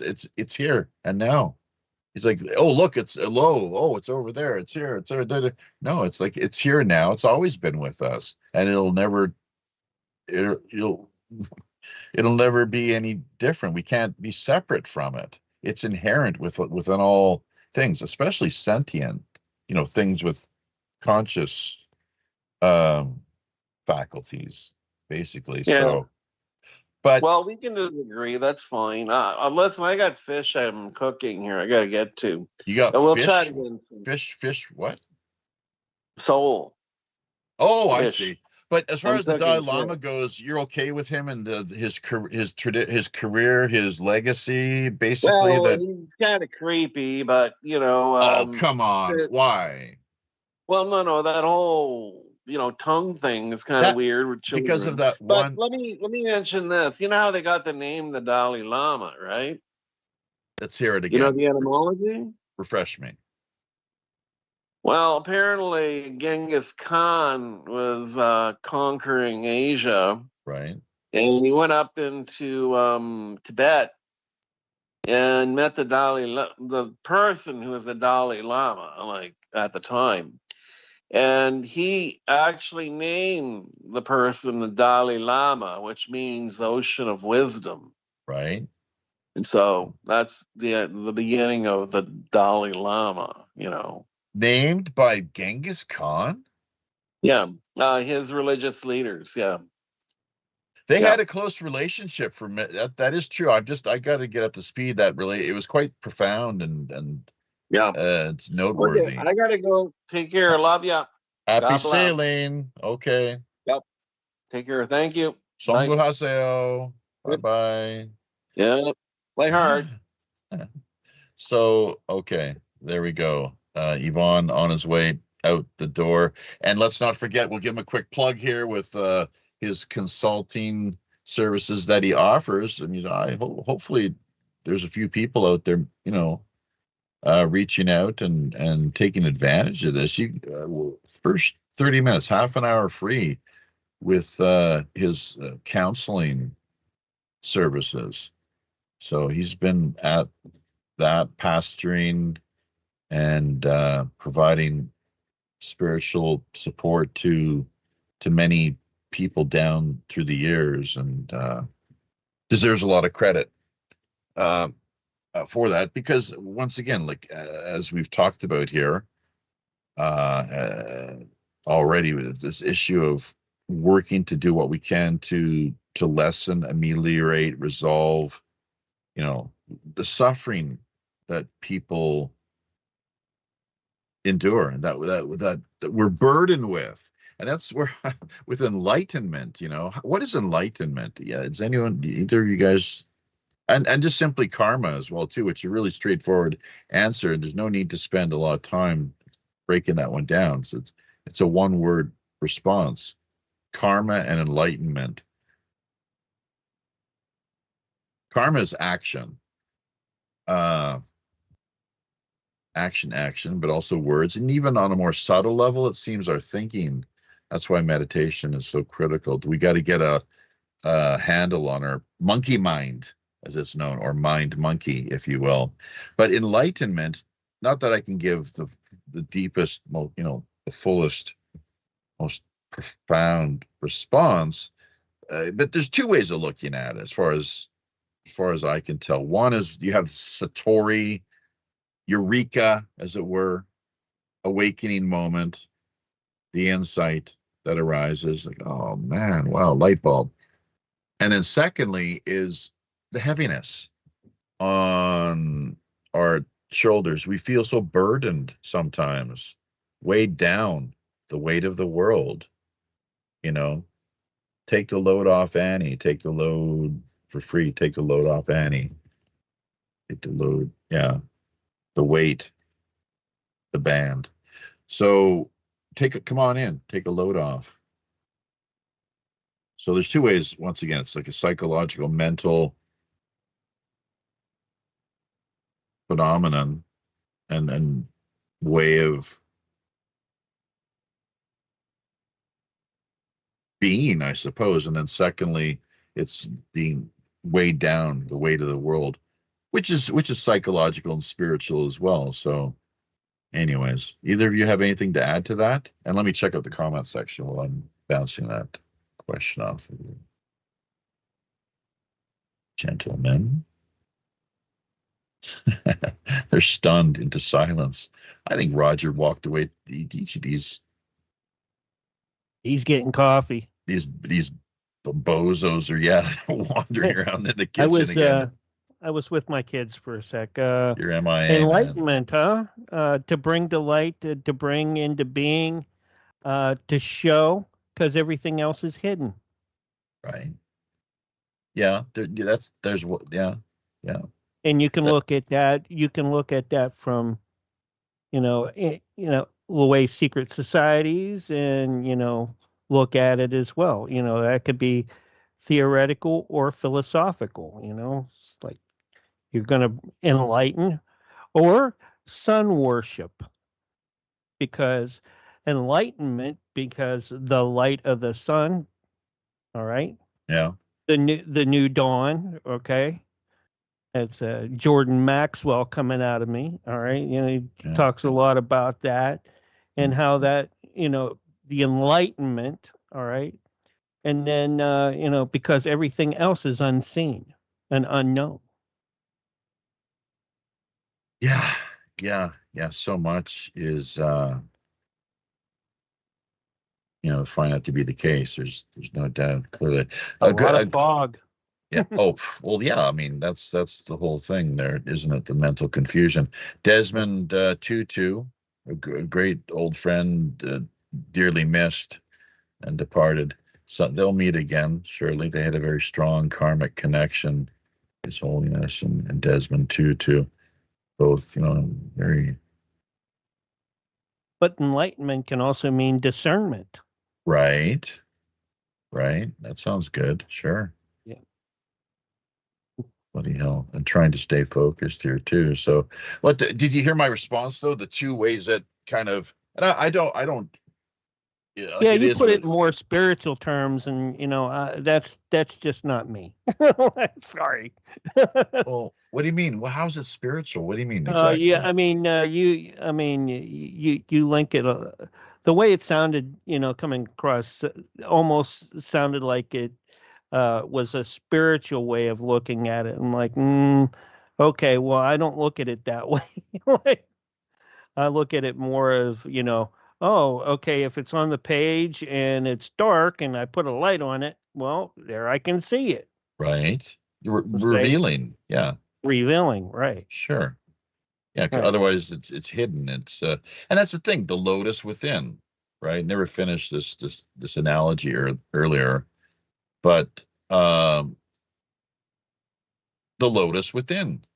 And Om Mani Padme Hum, the jewel or gem, I suppose, within the lotus. And that for us, it's a question of doing the work to purify. Like, look, the Buddha, what did he say? His dying words, essentially, his teachings, what they're said to be, is real simple.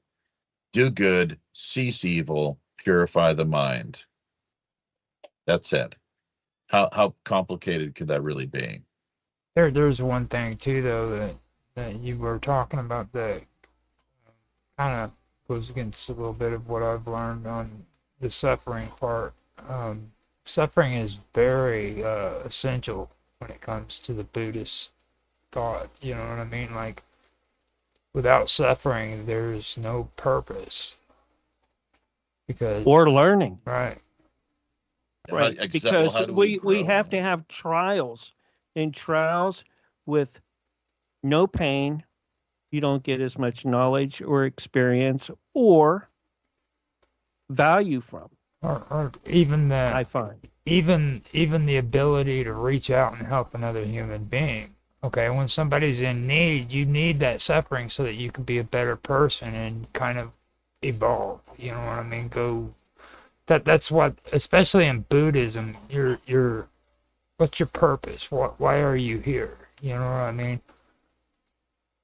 You're not here to just be happy and have all these great miraculous things happen to you. You're supposed to be able to reach out to your fellow man and do better for them because they're in need, not because you're in need. And I think with the way of the elders, though, it's mostly they're mostly, the music might be a little loud. We're going to turn that down. They the Theravada, I think, are more as the Arhat. They're more focused on doing the work by and for themselves, because it's more problematic as to how they're able to work out your salvation with diligence is what those are attributed to the Buddha as well. Work out your salvation with diligence. Diligence is one of the 6 paramitas. Para, same as English. This is Sanskrit. Para, probably Pali as well, but para as in crossing over or going beyond, right?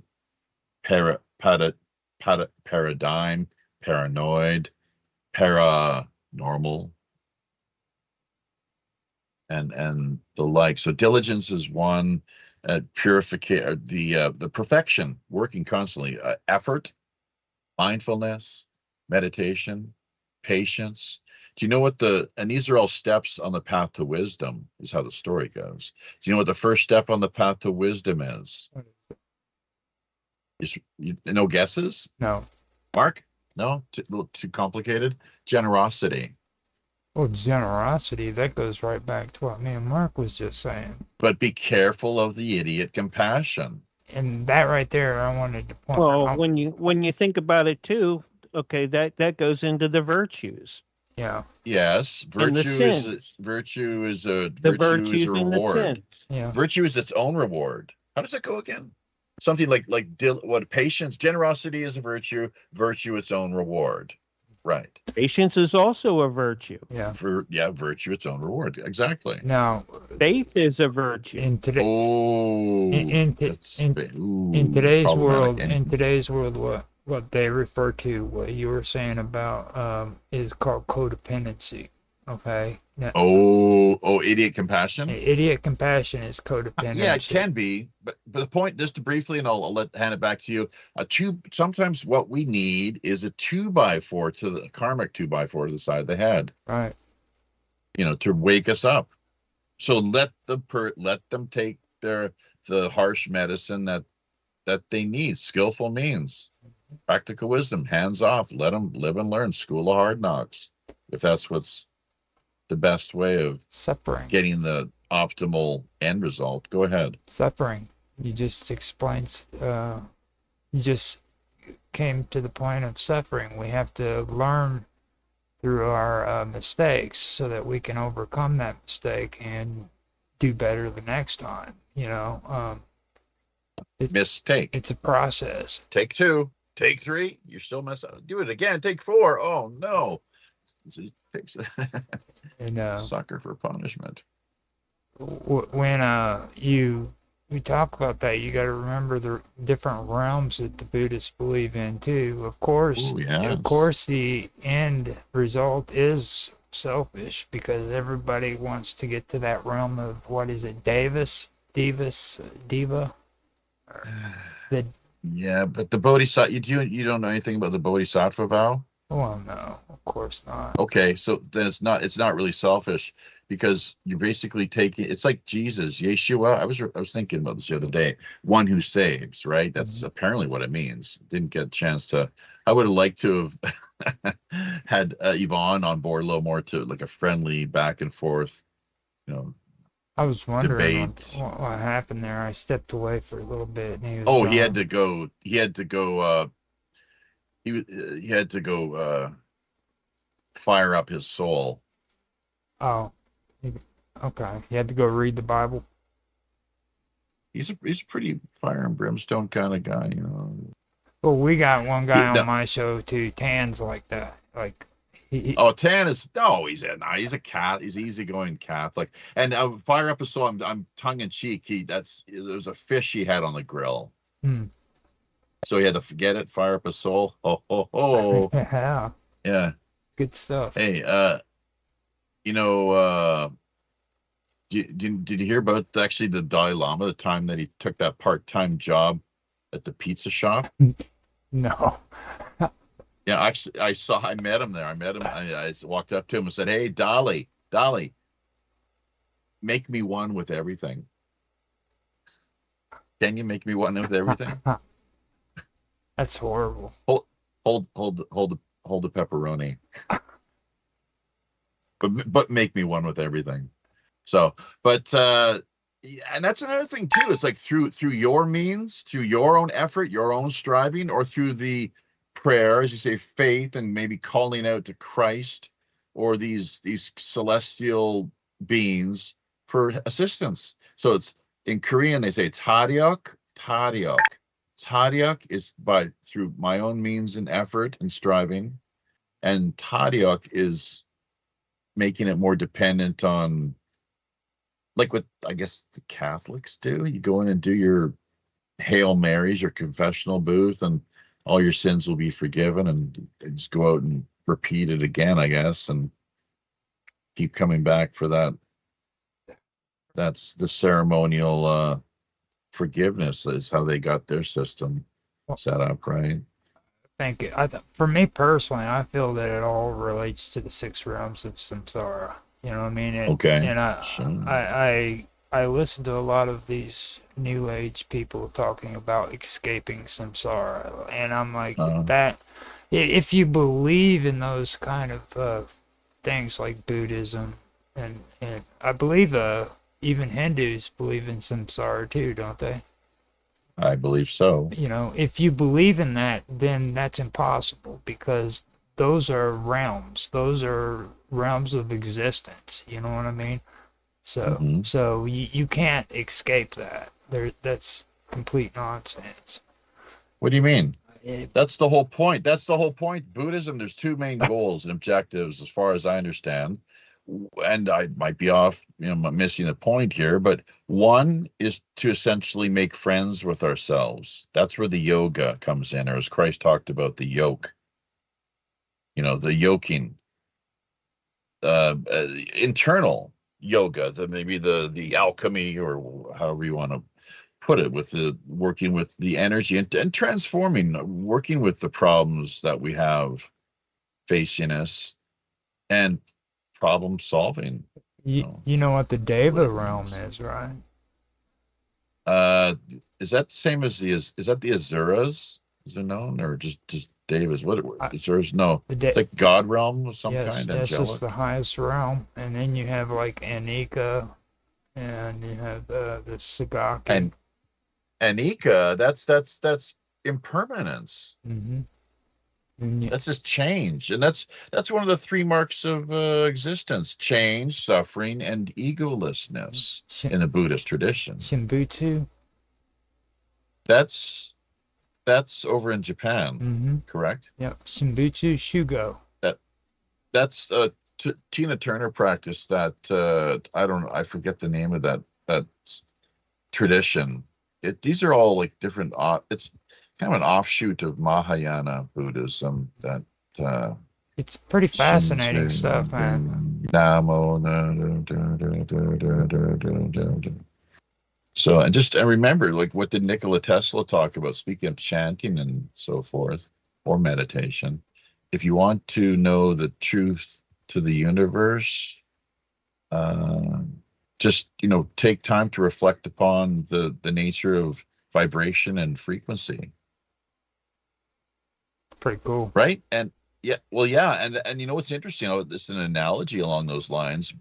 This is quite something. I'm telling you, folks, the Greco-Buddhist tradition is something that really, if you're interested in comparative religion and ancient history, the axial age, as it was known, and maybe pulling back the layers to the onion, revealing and coming to see so many things that have been hidden and occulted for various reasons. Mostly, it would seem so that people could be endlessly hoodwinked into falsely believing things that clearly just not true. That seek and you shall find. it's been Definitely. It's been amazing me here lately. It's Aphrodite, and Aphrodite, Venus. Venus. You start looking into her, and especially when it comes to the esoterics, okay, it will blow your mind. Aphrodite goes all the way through it. It goes even to the Buddhist, all the way over in India and all that area. I mean, Aphrodisiac. mm-hmm. Let me just hang on a second. The analogy. Don't let me forget about the analogy, and also the embodiment, the earthly. Who's that guy? That old gray-haired grandpa guy with the hands in supplication. So Richard Gere. So now don't let me forget about the analogy I was going to lay out for folks as well. And the Dalai Lama is said to be the earthly in the Tibetan tradition. He is believed to be the earthly embodiment, manifestation of Chinrezig, both male and female, as we all do. We embody and possess male and female qualities. Nobody is purely one or the other. Nobody is one, pure, just entirely yin or yang. I don't buy that at all. And that's where the integration needs, the individuation, I suppose, as Carl Jung put it, is so critical that the yoga that we practice and we manage to achieve at some level comes into being. So, but yeah, he's said to be the earthly manifestation. Chinrizig, also the female embodiment of, or rather quality, is Amitabha, or why is it escaping me now? It'll come to me in a second here, but Namo Amitabha Kwan Seum. There we go. Kwan Seum. Kuan Yin. See, Kwan Seum Bosa. So that's, oh, hey, the big hitter, the llama. See out there, Caddyshack. Just found that in the lead up to the show. He's never even seen the movie. That's such a shame. I can't believe it. Is he like philosophically opposed to watching this, or even just the scene? I mean, just, you don't have to. You can forget about exposing him to the dope smoking, that thing with Carl Spackler and Ty. As mind if I play through? I was like, yeah, I'm just cleaning up here. You got a pool. You can drop by sometimes. Like, I got a pool. Actually, I actually got a pond out back. I think a pond for you, I think, would be a little better. Yeah. He hauls off and whacks one. Big hitter at the one. Oh. So I've seen it. It's great. And Rodney Dangerfield, the whole thing. But oh God. Anyways, I'm in hysterics right now. This is too much. So the analogy, and then let's not forget, Kuan Yin. So he's the earthly embodiment and this manifestation. So the Tibetan tradition is, both male and female. Interestingly, very, I don't know, that's kind of androgynous almost. But I'll do the analogy. But go ahead, and I'll come back. Don't forget. I get a lot of shit from people about that whole thing, about the masculine and the feminine, because like most people today, they go and they read the dictionary and they say, this is what male or masculine means, and this is what feminine means, and they don't understand that those two concepts go a whole lot farther than just being a man and a woman. You know what I mean? There's the masculine aspects that are in everything, and there's a feminine aspect that's within everything. Like you guys are talking about virtues. The virtues are the feminine aspect of that religion. Poetry is a feminine aspect, and that's hard for a lot of people to comprehend. I learned a lot of that whenever I was messing around with bobdub and we were doing duality.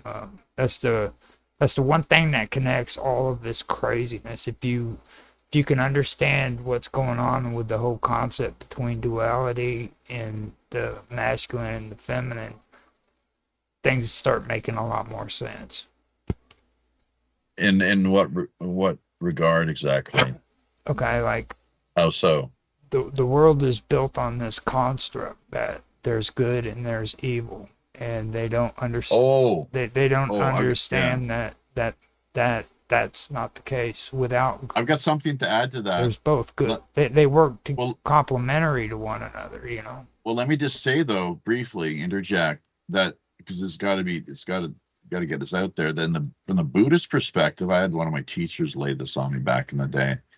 It's the Judeo-Christian, if you can even say that, isn't that kind of, people are having problems with that these days as well. They should, thinking Judeo-Christian, Christian Zionism, pretty convenient, those terms, wouldn't you say? Pretty darn convenient, especially where we find ourselves currently at this full-blown anti-Semitic genocide in Gaza, and the big lies that we were warned of, with the rise of the Nazis and other major world powers and killing machines.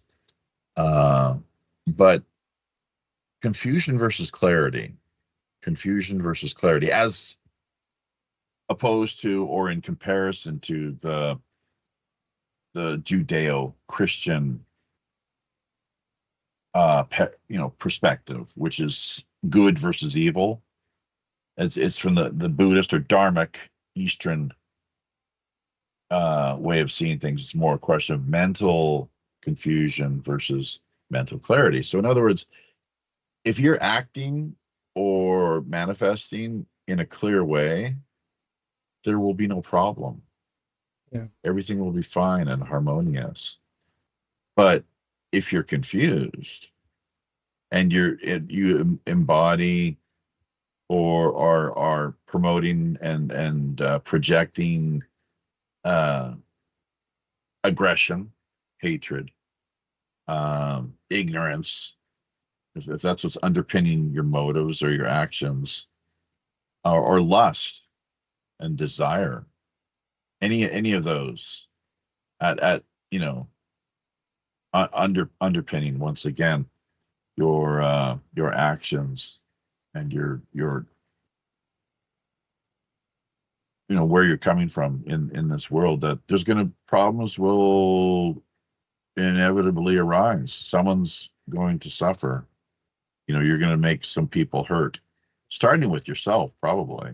Yeah. It's just so. Anyways, so the analogy, though, if I can get it out there, because, and this is the Greco-Buddhist tradition that we've referenced multiple times now, trying to encourage people to get more engaged and researching on their own, of course. But both Socrates and the Buddha were approached by musicians, different times, different places. The Buddha preceded Socrates by 150, 200 years, maybe. But the analogy was the same. They were approached by musicians. You can find these stories out there yourselves. You look into it, folks. And they asked them, how is it that one in the case of Socrates, how is one can achieve eudaimonia, happiness, in other words, the good demon within. Whereas in the Buddha, the question was, how do we achieve enlightenment? That's the end goal, I guess, essentially, right? Enlightenment.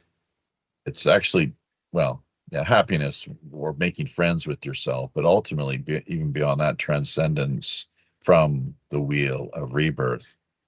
Unless, of course, you're a bodhisattva, and then you take the bodhisattva vow, even when you're in the, what Sanya refers to, I guess, as the astral realm or celestial realms. I'm not sure what to make of all that, but it is what it is. We look down on the world and all these little sentient beings, and just we take pity on them. And as with Christ, there's many bodhisattvas. Basically, we all contain that potential. That's how the story goes. But with Socrates himself, eudaimonia, the Buddha, several hundred years prior, enlightenment, both were musicians asking the same question. What the Buddha said is, like, you're a musician, you should know these things, shouldn't you? What do you do when your string is tied too tight? What do you do when it's tight, when it's tightened, it's too loose and slack? Neither of those sounds are pleasing to the ear. So clearly what you need to do is find the tone that is pleasant to the ear, whether it's A440, or as some talk about these days, what is it, 432, the vibrational frequency, the hertz, I guess, or what have you, however it's measured. But they were approached by both by musicians, different times, different places, asking the same question and then providing the same answer. Like, that to me was like, whoa. It's like, okay, is that just a coincidence or what? And so this for me was an indication or affirmation of the perennial philosophy, I think is what Aldous Huxley called it. Robert Morningstar was I think he got a kick out of the way that I brought that up at one point along the way back last year sometime, I guess, and he hadn't heard that expression in a long time. Wouldn't go so far as to say he was impressed, but that he was like, "Oh, interesting, yeah, perennial philosophy." So, gentlemen, we've only got a few minutes here. Let's, I've been doing most of the talking, and I will check out the talking points, as it were. But any questions for me or any further thoughts? What would you, one thing or a couple things that you'd like to? When you were just discussing that, you know what it made me think of? Mm-hmm. In the Christian tradition, there's a thing it says that it's not a sin what goes into your mouth, it's what comes out of your mouth. Right. I had to learn that, like, the world teaches you that it's mind over matter, which is correct, but the thing or mind over emotion, but what people fail to realize is you have to learn how to think on emotional levels. Now, when you start feeling angry, you start feeling frustrated and hateful, you need to recognize that you're feeling that and stop it before it happens, because it's not a sin feeling those emotions, but when you start spilling it out into the world, that's when it becomes something that's sinful. Yeah. That's and I was going to get back to the point of where you were talking about Christian reincarnation. Well, reincarnation in the Christian tradition goes when everything is done, all the apocalypse is over, you're born again, you're risen. Right. So you are in fact going to reincarnate into either the heaven or the hell. Zombie apocalypse. That goes back to ancient Egypt, that belief, doesn't it? Yeah, kind of. Yep. The whole thing of the end, what is it? The end times. Oh, bloody hell. There's a whole, it'd be good to have Yvonne on board here, because he could provide the $10. Well, synagogue also in the Jewish, Satan. there's no sin. Yeah. Okay. Yeah. Sin was the moon god. Right. Correct. Okay. But from out of where? Out of Egyptian tradition? Out of the out of one of the cults out of Egypt. All right. Then later, when Moses came along, he changed it to sun worship. Okay, hang on a second. We'll keep taking a look at what you're unpacking here for us.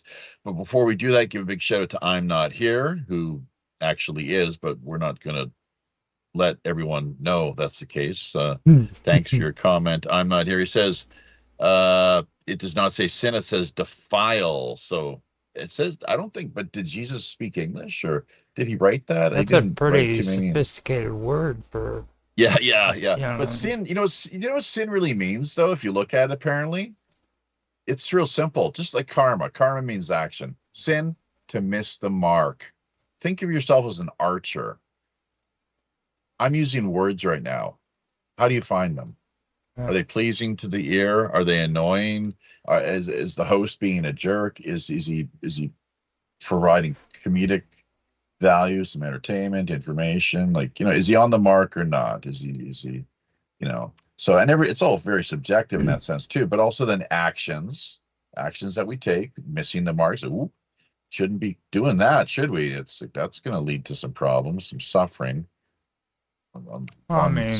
Defile sounds like a translation too. More subtle. Yeah. I'm a little defiled. It could also mean a corruption as well. Yeah. And you know what? The Dead Sea Scrolls, I think I read this. Look into it, folks, if you're so inclined. Sin, literally to spill your seed upon the ground. Oh, that's good. That's Sumerian. Okay, now we're taking. So that's what. Of course, that's a sin. You're spilling your seed. Now, but it could be blood, could it not? But it also could be semen. Well, Sumerians had a tradition where when you had nasty thoughts, you should go to the river and you should spill your your junk into the water. That was that. I Not, mean if he that is didn't have a true. wife or what? No, I mean if you had impure thoughts that were yeah. What? And you're married or single It or what? What do you didn't mean? matter. You can have impure thoughts when you're married too. It just What do you mean, like impure, like cheating, adultery? anything. Like if it's something that pertains to sex. Your wife is beautiful, but that's natural, isn't it? Come on. Tell you what, they were pretty weird back then. They didn't. Yeah. You know, Okay. you didn't let women in your family walk the streets alone. I'll put it to you that way. Well, no, and that's one thing that I would agree. The Muslims, they have it right in some ways. They take it to an extreme, but yeah, you've got to be if anytime you find a man with a woman under the same roof, you're looking for trouble, and so you better hope that they're married. Mm-hmm. Because if it's your wife and one of your friends or someone that you regard as a best friend, how many times have we heard that? Time and again,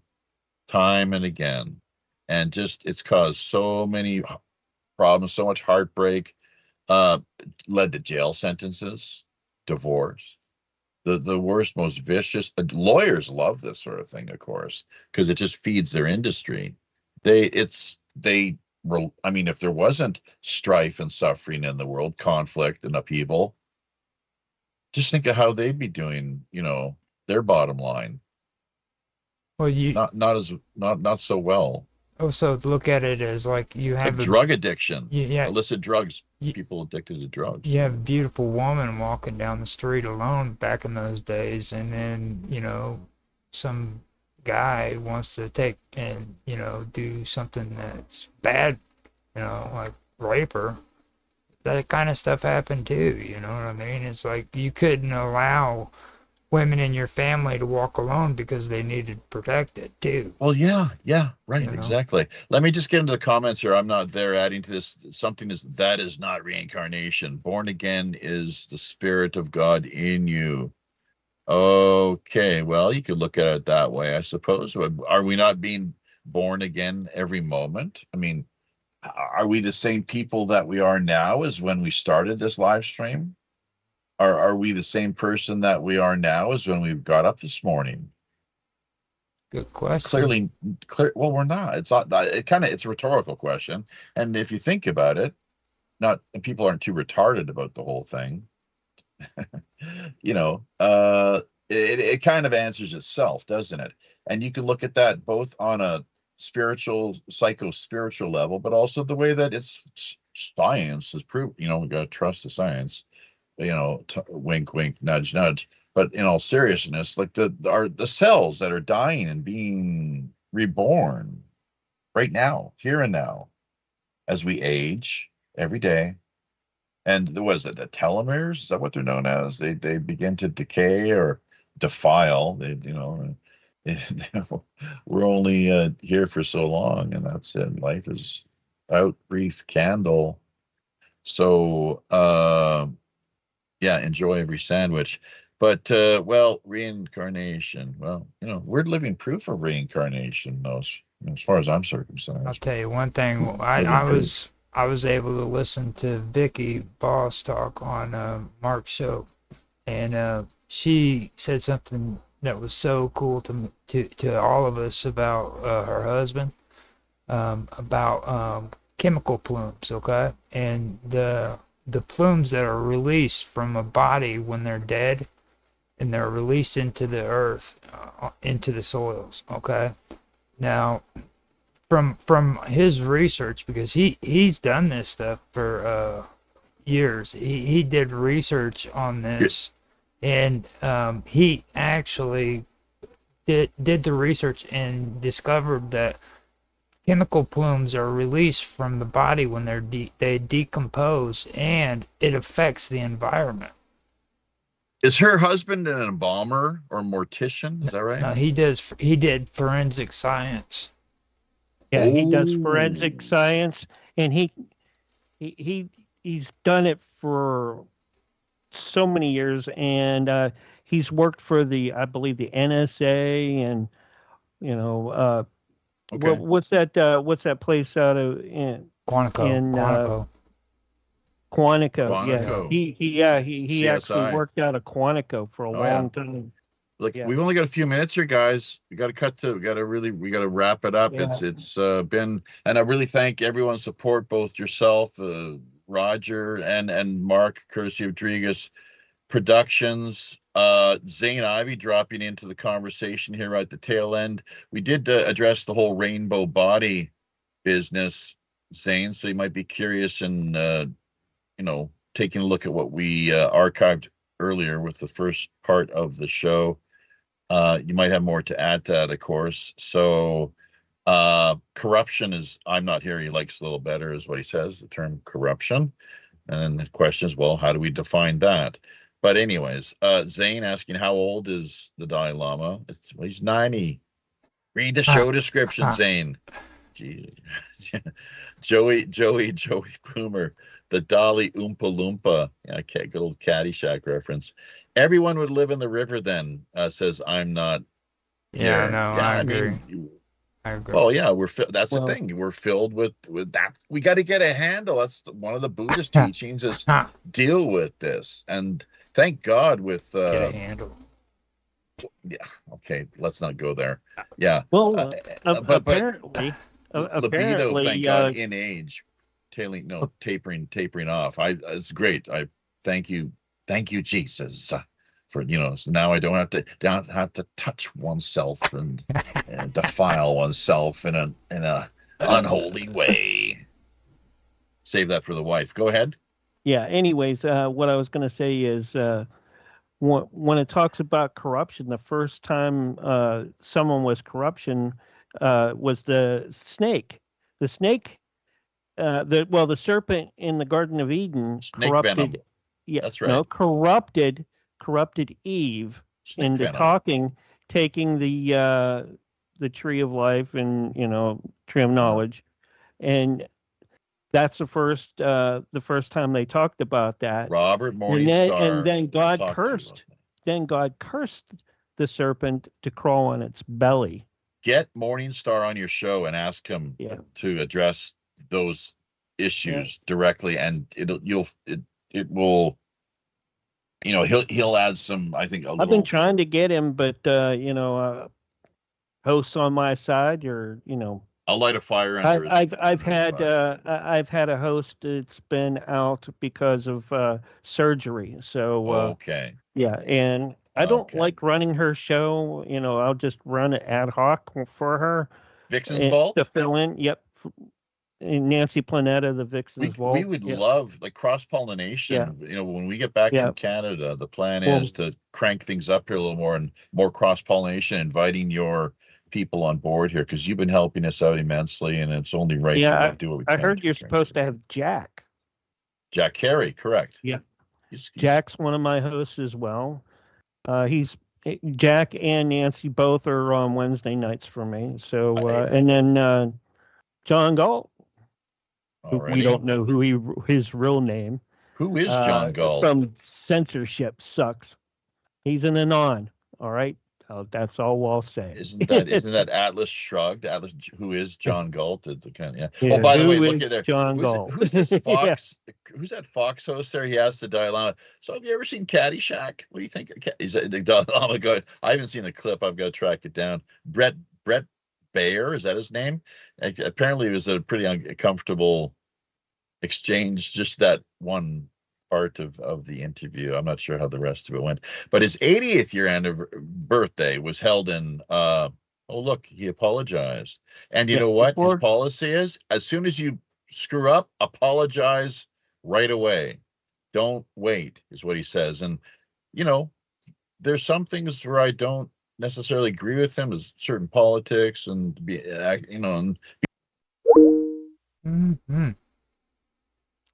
It's good. Ladies and gentlemen, life gets good. But guess what? Being used essentially and playing the part of a, dare I say, useful idiot or stooge. I don't mean to be too disrespectful, obviously, but saying the way I see it, unfortunately. I do love the Dalai Lama. Who could, I mean, he's a lovable person, affable.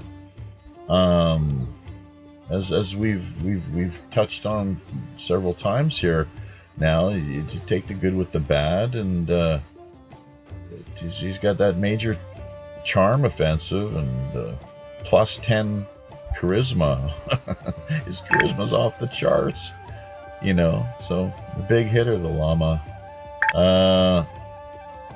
Hopefully he'll get a chance to see Caddyshack, or at least that one particular scene before he passes away. I think it was a major coup for the Tibetan community in exile to have Caddyshack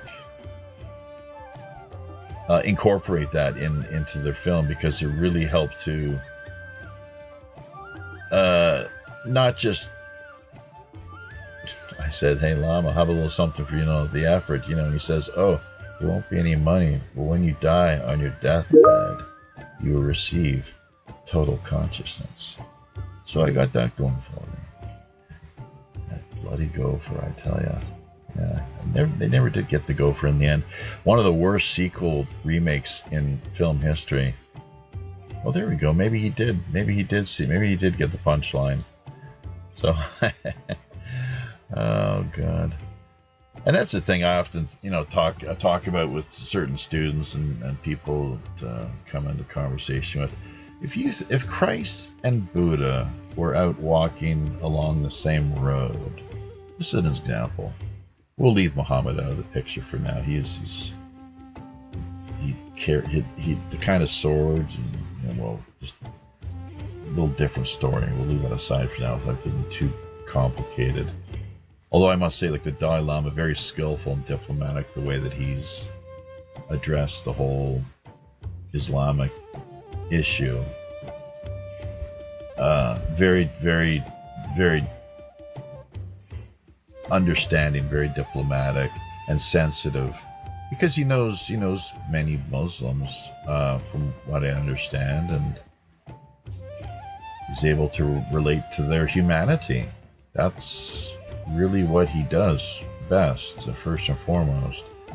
Once again, treating them as old friends, even though in this life it may be the first time that he's met them. So where the hell were we going with this now? This is why the co-hosts are so critical. We're going to cap this off with a really great point. Oh dear God. Oh yes. Geez, not that old yet. Oh God, I need more ginkgo. Jesus and Buddha walking along the same road. Picture this. What do you think would happen? You know, fisticuffs, come to blows, kind of, you know, turn their noses up to one another, rudely push the other aside, you know, come to blows, or something a little different perhaps. Jesus and Buddha walking along the same road. I might be wrong, but my sense is they would quite possibly sit down and break bread. This could be the crossroads, the meeting of two minds, as the Tibetans put it. Sit down, break bread, enjoy a little repast and conversation. You know, a lot of people talk about meeting Christ in their NDE, near-death experience testimonies.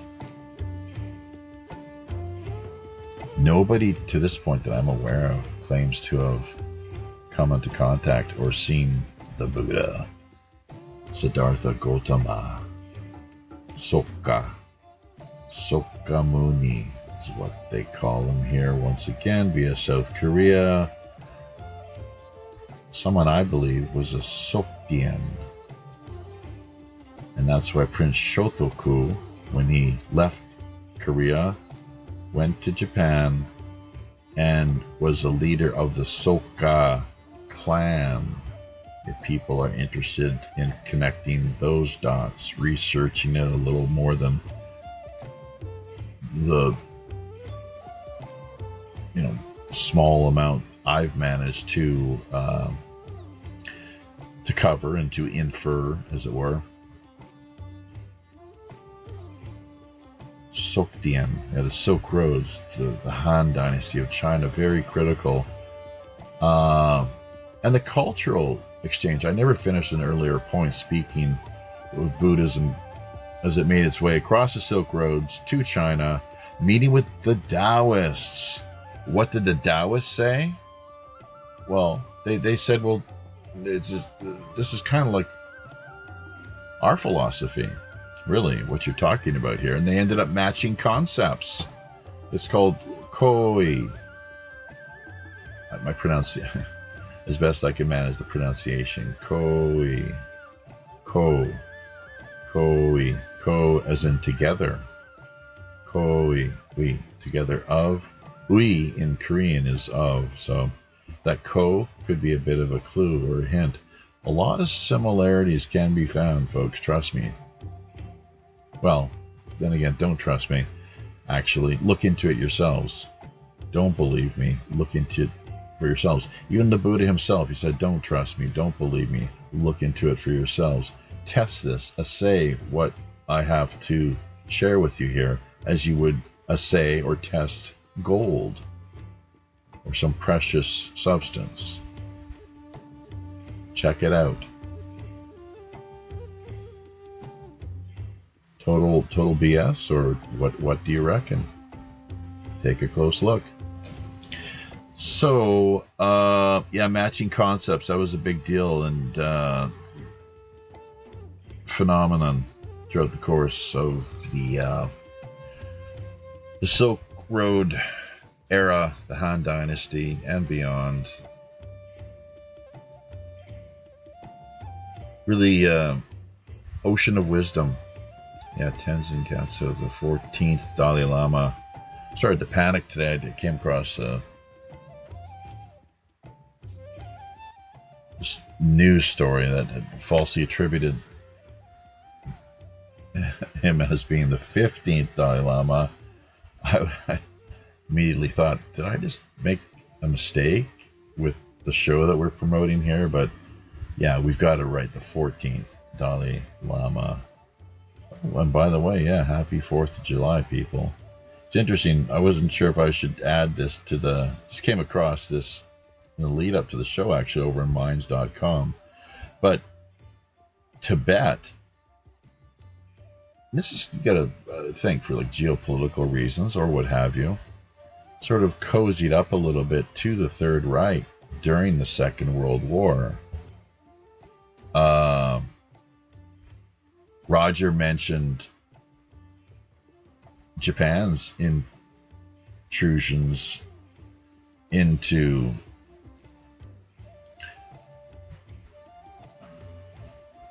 onto the plateau, and how extensive that was. I don't know. It'd be, now you just piqued my curiosity. I'd like to definitely look into it. The land of snow lions, is that what they call it? Sometimes known as so. But and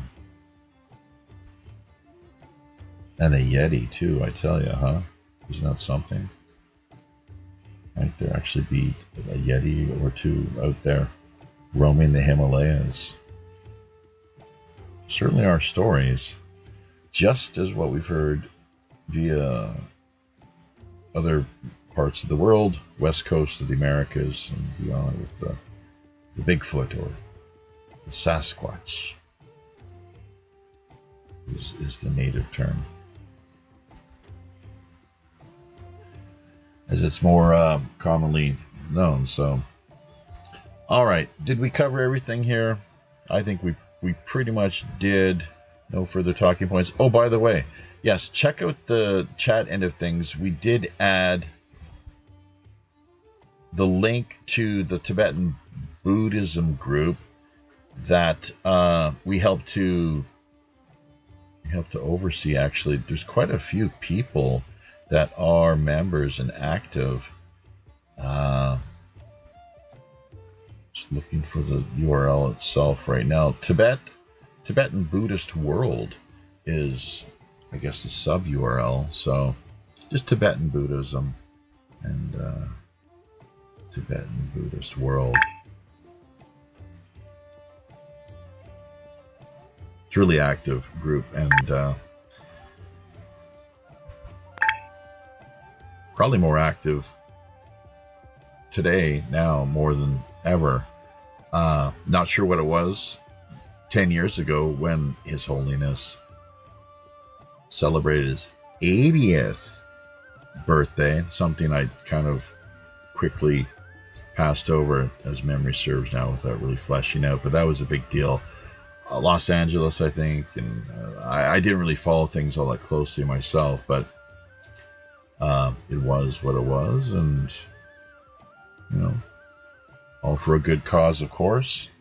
So hashtag Free Tibet. We actually had a band back in the day called Free Tibet. Can you believe that? That was one of our rock bands that we put together. Gigged around a little bit via Vancouver Island. Had some fun in a few of the clubs down there and got a few people's attention, but just never really pursued it to the point that perhaps we should have. So then again, we're pretty happy here as it is these days. Mostly in a very creative phase of our lives as far as the songwriting goes. So that's good to see. Really, you'd feel it building up. You'd feel the energy building up, ready to burst. Hopefully that's not too much of a sin, of course. The creative energies, some might say juices, bursting, coming forth, and just really managing to flow quite nicely. For the longest time, very much, there's some real blockage there for sure. It took the likes of people like Van Morrison, and I find him the most inspiring, really, of all the major artists. Springsteen back in the day, Neil Young, Dylan, but there's something about Van Morrison, especially during the whole Corona apocalypse, and the way he took a stand, a principled stand.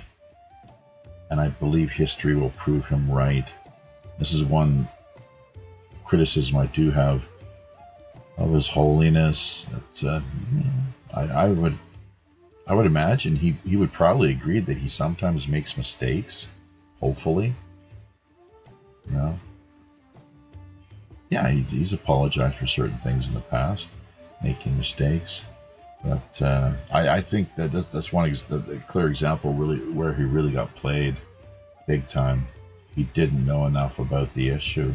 He needed to be more clearly informed and aware. Experimental kill shots in the Club of Rome, the Rockefellers.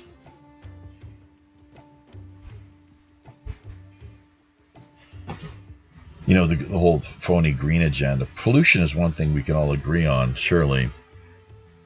But to demonize the carbon molecule, something that's only, when it boils right down to it, 0.006% of our entire atmosphere, and you're going to try to demonize that? Why don't we just focus on genuine, bona fide, raw pollution, you know, sewage, and, you know, clear toxicity.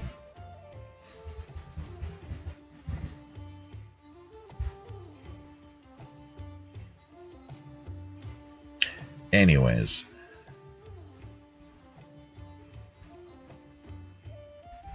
you know, I think we could maybe recap. Let's recap the introduction, and then we'll call it a day. So just for those of you out there listening who are not aware, His Holiness Tenzin Gyatso, the 14th Dalai Lama of Tibet, was born July 6th, 1935. 2 years younger than Willie Nelson, I guess, is what we're looking at there. How about that? Whether an undying admirer or not, few will deny he's clearly led an exceptional life. Over the course of his now 90 years, he's influenced the world in a whole variety of areas: spiritual leadership, a Nobel Peace Prize, advocacy for Tibetan rights, promotion of human values, cultural preservation, education initiatives, scientific engagement, books and teachings. These achievements reflect his lifelong commitment to promoting peace, compassion, and coexistence in a world more often ruled by conflict, confusion, and strife. However, his legacy has not been without its shortcomings. While singing the man's praises, we will therefore equally be taking him to task, and I think that's what we've done here to the best of our abilities in some respects. Not to the extreme the CCP have proven themselves to be. That's the Chinese Communist Party. These days, more like the Chinese Capitalist Party. But critical nonetheless. Political Marxism, COVID hysteria, the Club of Rome's phony green agenda, sexual scandals involving high-profile teachers, and most recently a 2023 underage tongue-sucking incident done in secret, hiding, behind closed doors? No, seen around the world. No, so give him a bit of a break there, really. If only because of A, his long-standing, lifelong playful nature, and number two, the tongue, as we covered here earlier, made clear that there's a reason that Tibetans stick out their tongues when they meet people. It's to demonstrate that they are not the former, was it King Gazar? Was that his name? Someone could maybe fact check this for us, but this terrible, really tyrannical, awful king who ended up getting poisoned. There's some instant karma for you. And his tongue turned really black as a result, and he was dead. So ever since that time, Tibetans have stuck their tongues out in order to demonstrate that they themselves are not the reincarnation of former tyrant. So there are clearly many sides to the man, the burden of his title, and what it means to be widely seen as the living embodiment of the Buddha. If only each of us could walk just a mile in his saintly 90-year-old shoes. Try that. Try that one on for size, folks. Think about that. Put yourself in his shoes. Walk just a mile. Not a whole lifetime, but just a mile. So, all right. Well, a lot more we could get into here, but I think that's a pretty decent place and way of capping things off. Thank you so much to everyone who did connect with us, join in, drop by, and show an interest in maybe learning a little bit more about the Dalai Lama, Tibetan Buddhism, and the like. You know, both good, bad, and otherwise. We'll continue the conversation another time. The plan, as always, of course, is to return this coming Tuesday night with the news. 8 p.m. West Coast of the Americas, 11 out on the East. Before we cut away here, though, we are going to just give a quick rundown, revisitation of the comments that we have coming our way via the Peanut Gallery. Have you read the Quran? It's so off the mark of any reality. Many of the hadiths are vile as well. Yeah, there's one just the other day that I heard, the interpretation. I forget the guy's channel. He's quite well known there, quite prolific, very, very, with it. He knows his stuff. Clearly, talking about Muhammad in his one hadith, which I guess what they're like commentaries or tracks that were later added on as stories in support of Muhammad and the Quran. But he was out in the desert all night with these comely, tall, strong, foreign men, dark in complexion, riding him all night.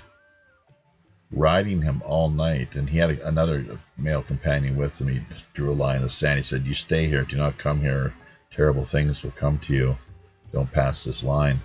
And went on. And with these fellows, just, I don't know, people can maybe, I hope don't have to draw too much of a picture for listeners here, but so the story goes, yeah, they were riding him all night, and he came back kind of walking a little more wobbly in the morning than when he'd left earlier the previous evening. So why that was, we'll let you decipher. Thanks for the support, Sonia. Appreciate it. Down by the river's edge. I'm not sure what that's a reference to. Roger. There can only be one truth. There can be shadows of truth that seem right to a man, but still only one can be true. And let's not forget, what did Pilate so famously ask Christ? Quod est veritas? I think it was, Pilate asking Christ, what is truth? Yeah, that's a good question, isn't it? So, do you actually have a holiness other than yourself? No, I'm not as asking. I'm a girl. I don't understand what that means exactly, Sonia. But there, 0.04 is what I'm Not Here says as far as the carbon levels. It's just ridiculously minuscule. I thought it was so much more significant, but apparently it's not. Z is a Mason, if you did not know. No, it's not surprising though. So, and I wonder if the Dalai Lama is too. I've heard that this honorary 360th degree, that's right, full circle, folks, don't be fooled into thinking there's only 32 or 33 degrees to the Masonic story and picture. An esoteric mystery school. How would you describe Freemasonry exactly? But bottom line is, what it boils down to is, it really is it's a kind of crypto Judaism. That's one of the big secrets that the kind of the gullible, dumbed down, the Gentile goy are never informed of. So the story goes. But yeah, honorary 360th degree conferred, rights of Mizraim, and I'm not sure. It's just the way that all these secret branches and lodges have evolved over the years. It's quite something. So, I have another degree upon me. Isn't that special? But things really do change, I guess, after the 32nd or 33rd degree for many people. And that's where often a big decision has to be made. A lot of times people will not take that 33rd degree for certain reasons. So, anyways, my dad was approached back in the day. I had many Mason friends growing up. He did. And so the story goes, but no.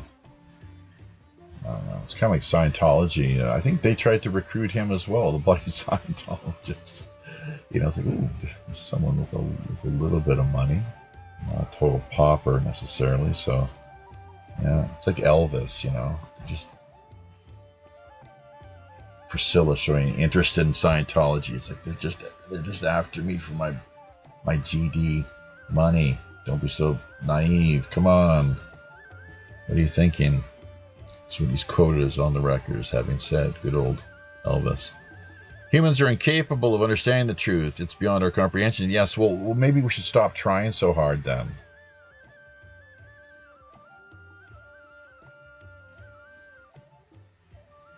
Ever stop to think about that? Calm, abiding, meditation, grounding, lotus position.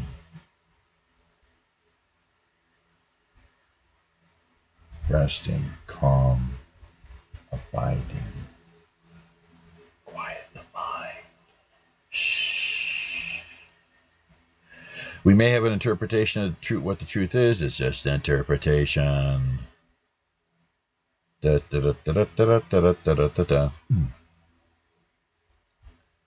As an example, if Christ is true, then all other paths are not true. Says, I'm not here. Okay.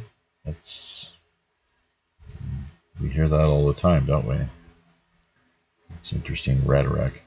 The axis mundi has more than truth, or more truth rather than all those other beliefs. I'm not sure what is that? Something of the world, Roger? I have to hustle up there with the comments. We're just scrolling down. So, axis mundi, something of the world. Mystical Judaism, maybe is what I'm not here is referencing in response to the Masonic comments. Worship of Lucifer, Ban Shihar. That's like almost like Zohar or something, isn't it? Very esoteric.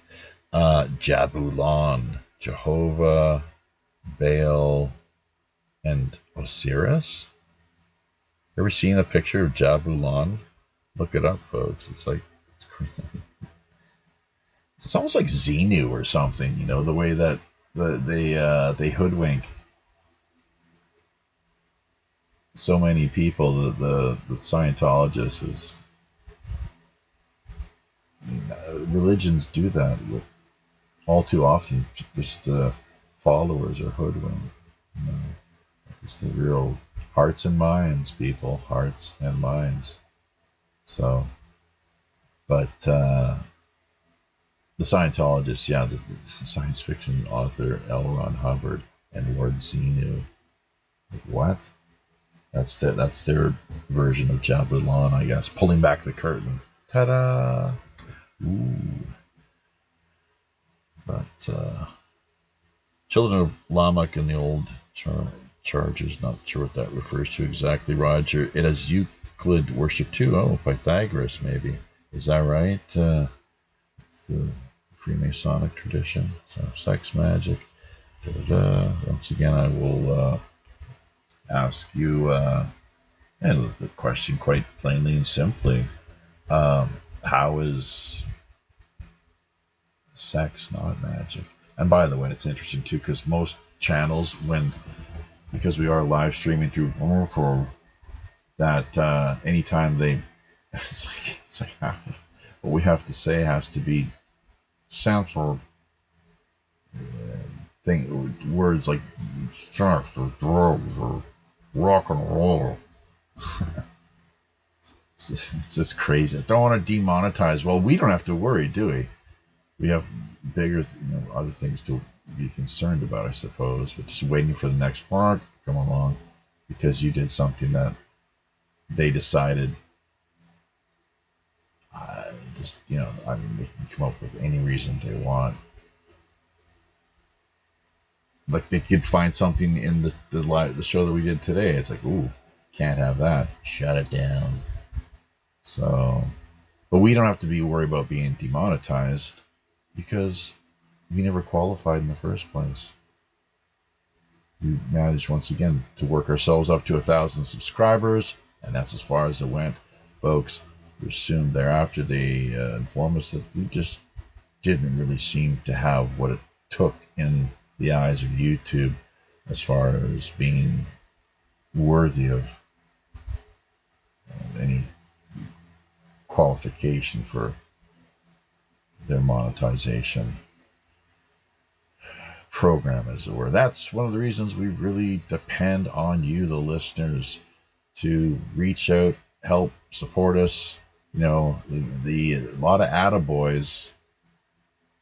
I mean, if we had $1 for every attaboy that we managed to generate over the years, we probably could retire at this stage. But yeah, the PayPal, folks, Pirate One Radio at protonmail.com. Biggest donation that we ever had, and I tell you that, and that managed to add a lot of wind to our sails, and it went to, you know, toward good ends, obviously. Helping people out, basically, that were reaching out to us. So, very much appreciate the $500 donation. Came to us right on the heels of it was a few years ago, as a matter of fact, one of our Operation Secret Santa campaigns. Helped to cover some of the bills here as well, but more than anything, it's gone toward supporting others who've reached out to us in their darkest hour, times of need. Hey, and let's not forget, in case you missed it the first time around, first step on the path to wisdom in the Buddhist tradition, not complicated, it's generosity. What is the final step on the path to wisdom? It's wisdom. What's the leading cause of death in all the world? Some people will say cancer, heart attacks, car crashes, food poisoning, you name it, stress. Those are all symptoms, people. As far as I can tell, they're all symptoms. The leading cause of death in all of the world is birth. If we hadn't have been born, we'd never have to die. We never came into this world, we'd never have to leave it. All things materially composite, made up of just this endless various components and molecules, odds and ends. Ultimately, everything finds itself in a state of decomposition. So, anyways, everybody, you have yourselves a great weekend. Get back to us via our email, stay in touch through Facebook, Minds, Discord. Yeah, we're back on Discord now. We're back on X. Don't ask me how it happened. It's a miracle. Hallelujah. Praise the Lord. So, hashtag good karma. We do appreciate it. Once one thinks they are wise, they are not. That is correct. Yes. One who thinks, so one who speaks does not know. One who knows does not speak. Whoopsie. So, is a wise man. No, yeah, is a fool who thinks he's a wise man. A wise man who knows he's the fool. Good old adages, I guess, is in truth bombs. Nuggets of truth. So, keep on digging, folks. Keep on mining. We'll be back Tuesday night, 8 p.m. Pacific Standard Time on the West Coast. That is the plan here, at least. And 11 out on the East. So, covering all the latest news items of the week. July 4th has been a big deal for a lot of people. So, it's good to, good to take time to step back and celebrate and make the most of the holiday kind of time off, free time that we have on our hands. Spend quality-wise with friends, family, and relations. Until we meet again via these high, often all too intrepid digital seas. I'm your host, as always, the Robin Hood's Chief Communications Officer, Jaffe Ryder, reminding you that, yes, there will be one final Black Sabbath reunion coming up here shortly via Birmingham. Just looking at the slideshow. And in addition to all of this, doesn't that look like Weekend at Ozzy's? It doesn't even look real, man. Oh, poor bastard. Oh, jeez. Well, he's having a good time, whatever the case. So, once again, on behalf of Captain Long John Sinclair and all the rest of the crew here down Skullport Harbor, till we meet again via these high, often all too intrepid digital seas, I'm your host, as always, ship's Chief Communications Officer, Jaffe Ryder, reminding you, keep your ear to the ground and eyes to the sky. Songbul Haseo.